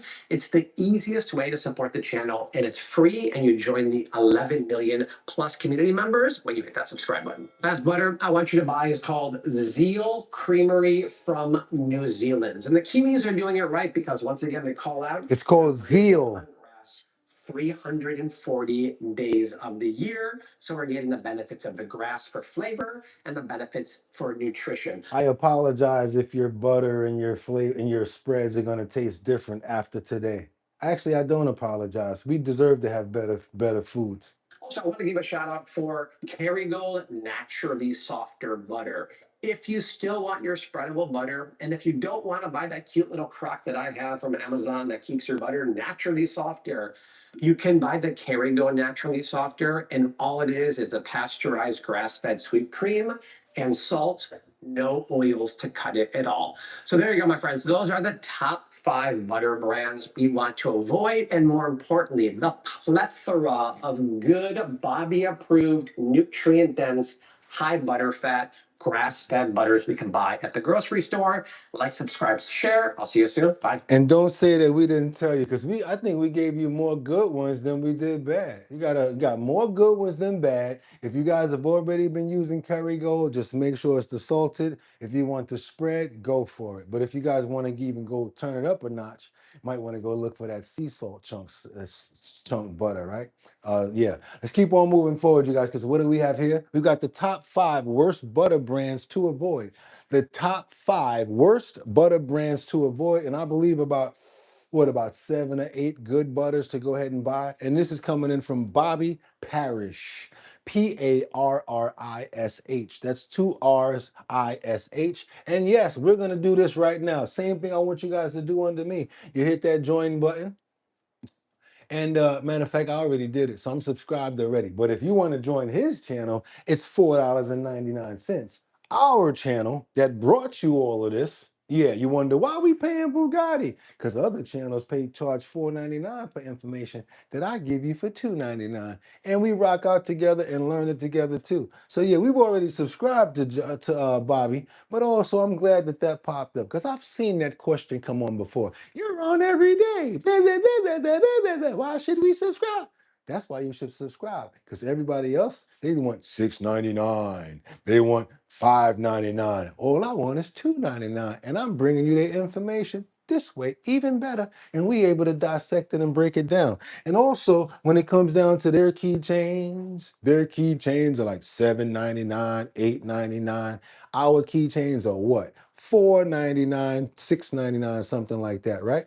And our decals, I do believe we've got our decals under me right now for about $2.99 or about something like that. We're very affordable. We understand what's going on out here. When we say we mean it. We're not talking parlez-vous français. We don't mean we that way.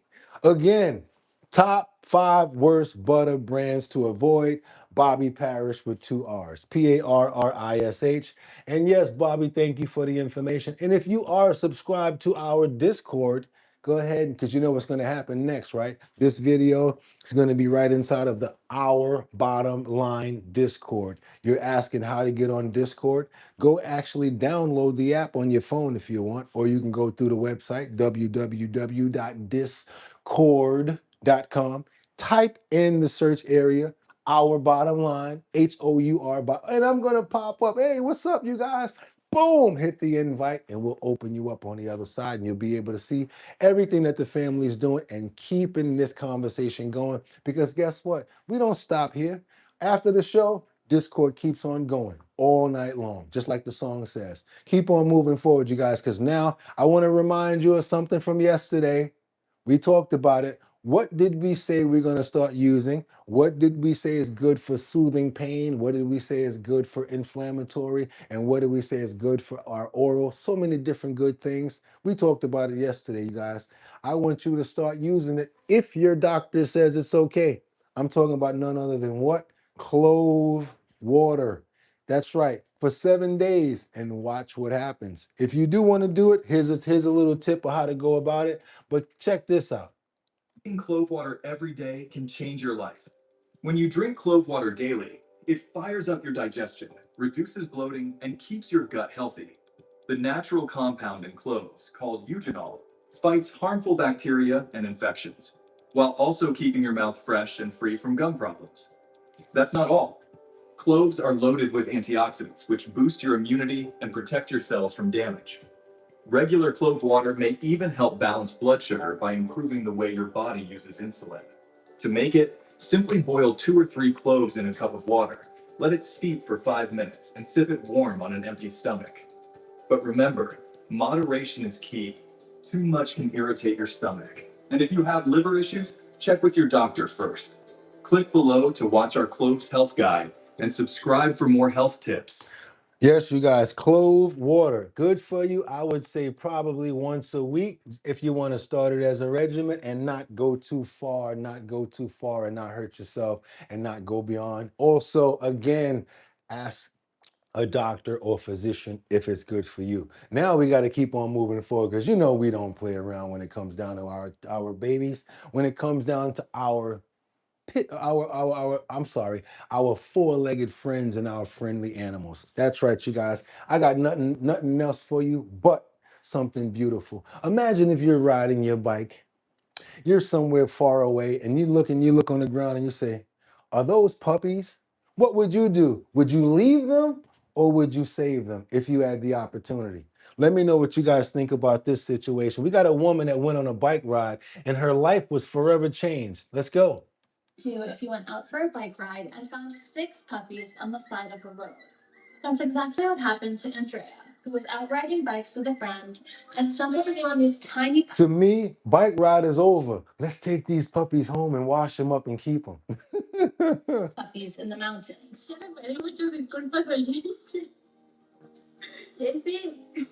With no way to carry them, they got creative and carried them down the mountain to find help. Oh, at the time, Andrea already had 4 dogs, so keeping them for herself was not the plan. Some of the puppies were adopted, but 2 were returned just weeks later. Andrea couldn't bear to risk a return happening again. You see how they got them in their shirts?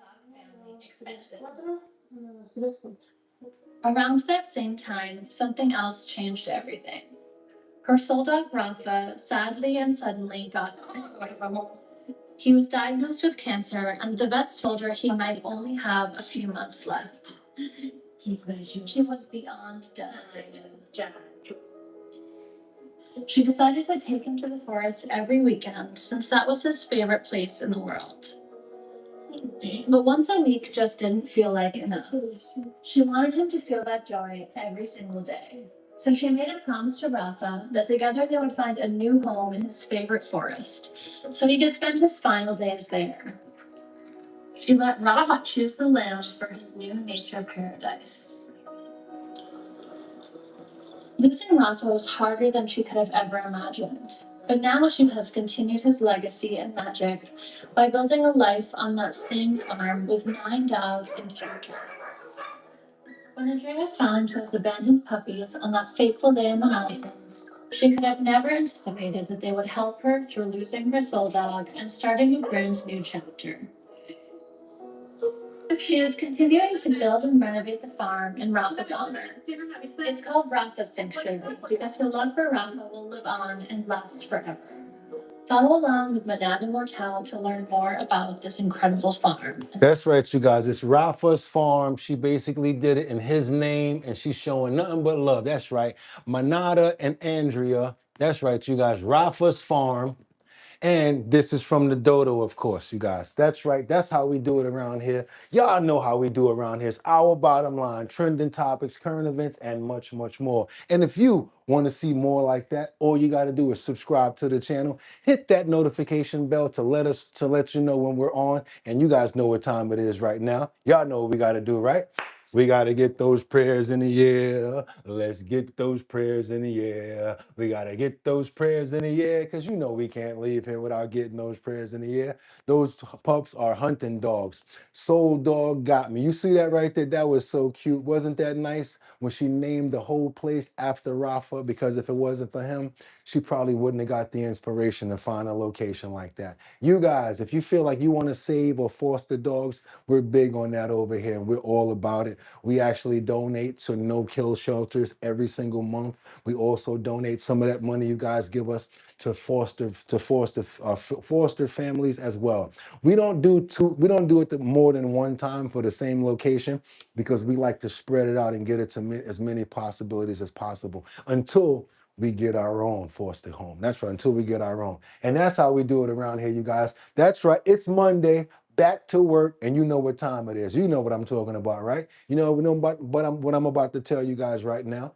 If you're trying to get your promotion going, and if you guys want to be on the show, get your promotions on the show, all you guys got to do is send over your promos in a 1080 by 1080 size frame. We'll put it up in the post notification area so that everybody will be able to see what you guys are promoting. That's right. Send it over to bridgethisllc@gmail.com. That's bridgethisllc bridgethisllc@gmail.com, and we'll put your promo up in the post notification area. The only catch is gotta be a member or subscribe, and it's gotta be in 1080 by 1080 in order to fit in the post notification area. Also, you guys, what else I got for you? That's right, you guys. That's right. It's coming up this month. It's July. And I promised it to you. So what are we doing? The Show Your talent search coming out in where? Manhattan, Bronx, Brooklyn, Queens, and Staten Island. All 5 boroughs. If you guys want to be a part of the Show Your talent search, all you got to do is go to the website, www.drinkbigdrip.com. Put your name in the notification area, and we'll be keeping you up on point where we're going to be at. That's right, you guys. I'm your host, Boogotti NYC, and also sponsored by Big Drip Hard Punch. If you win, boom, you'll be able to make $250 in Manhattan, Bronx, Brooklyn, Queens, and Staten Island. And the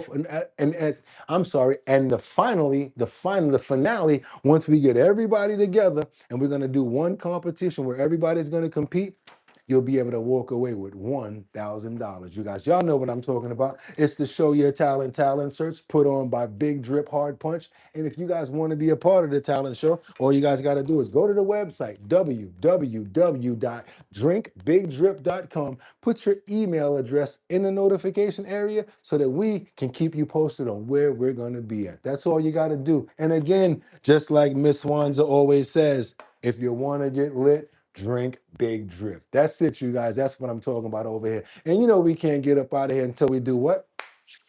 We got to get those prayers in the air. We got to get those prayers in the air. We got to get those prayers in the air, you guys, for good health. I want to pray for happiness. I want to pray for good health. I want to pray for love and understanding. I want to pray for a safe Monday for every single person out there, for you guys to get back here tomorrow at 6 o'clock and be able to do it right all over again. Want to pray for who? Want to pray for Miss Swanza. Got to pray for Colessive. Can't forget about liberty and justice beyond ether. Batty Lynn, Mary Tanner, also Miss Swanza. Can't forget about Brian King Falcone. Tonya Wright, Colessive. Who else we got in the building? Batty Lynn, Miss Swanza, Winter Rising, 55 Coffee House, Lisa Roy. Thank you so much for popping in.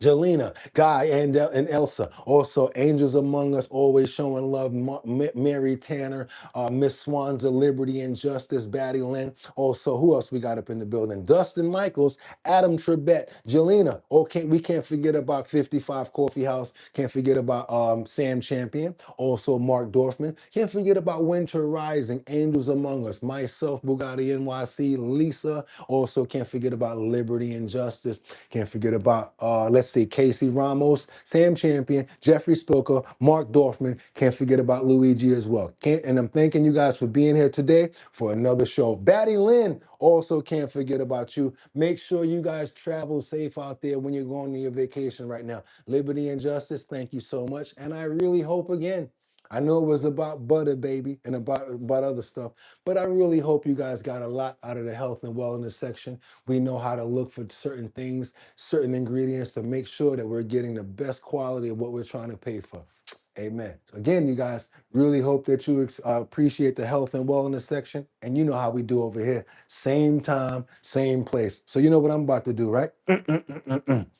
About to stack this deck, more trending topics, more current events, and much, much more. So that's what I'm about to say, you guys. It's Monday.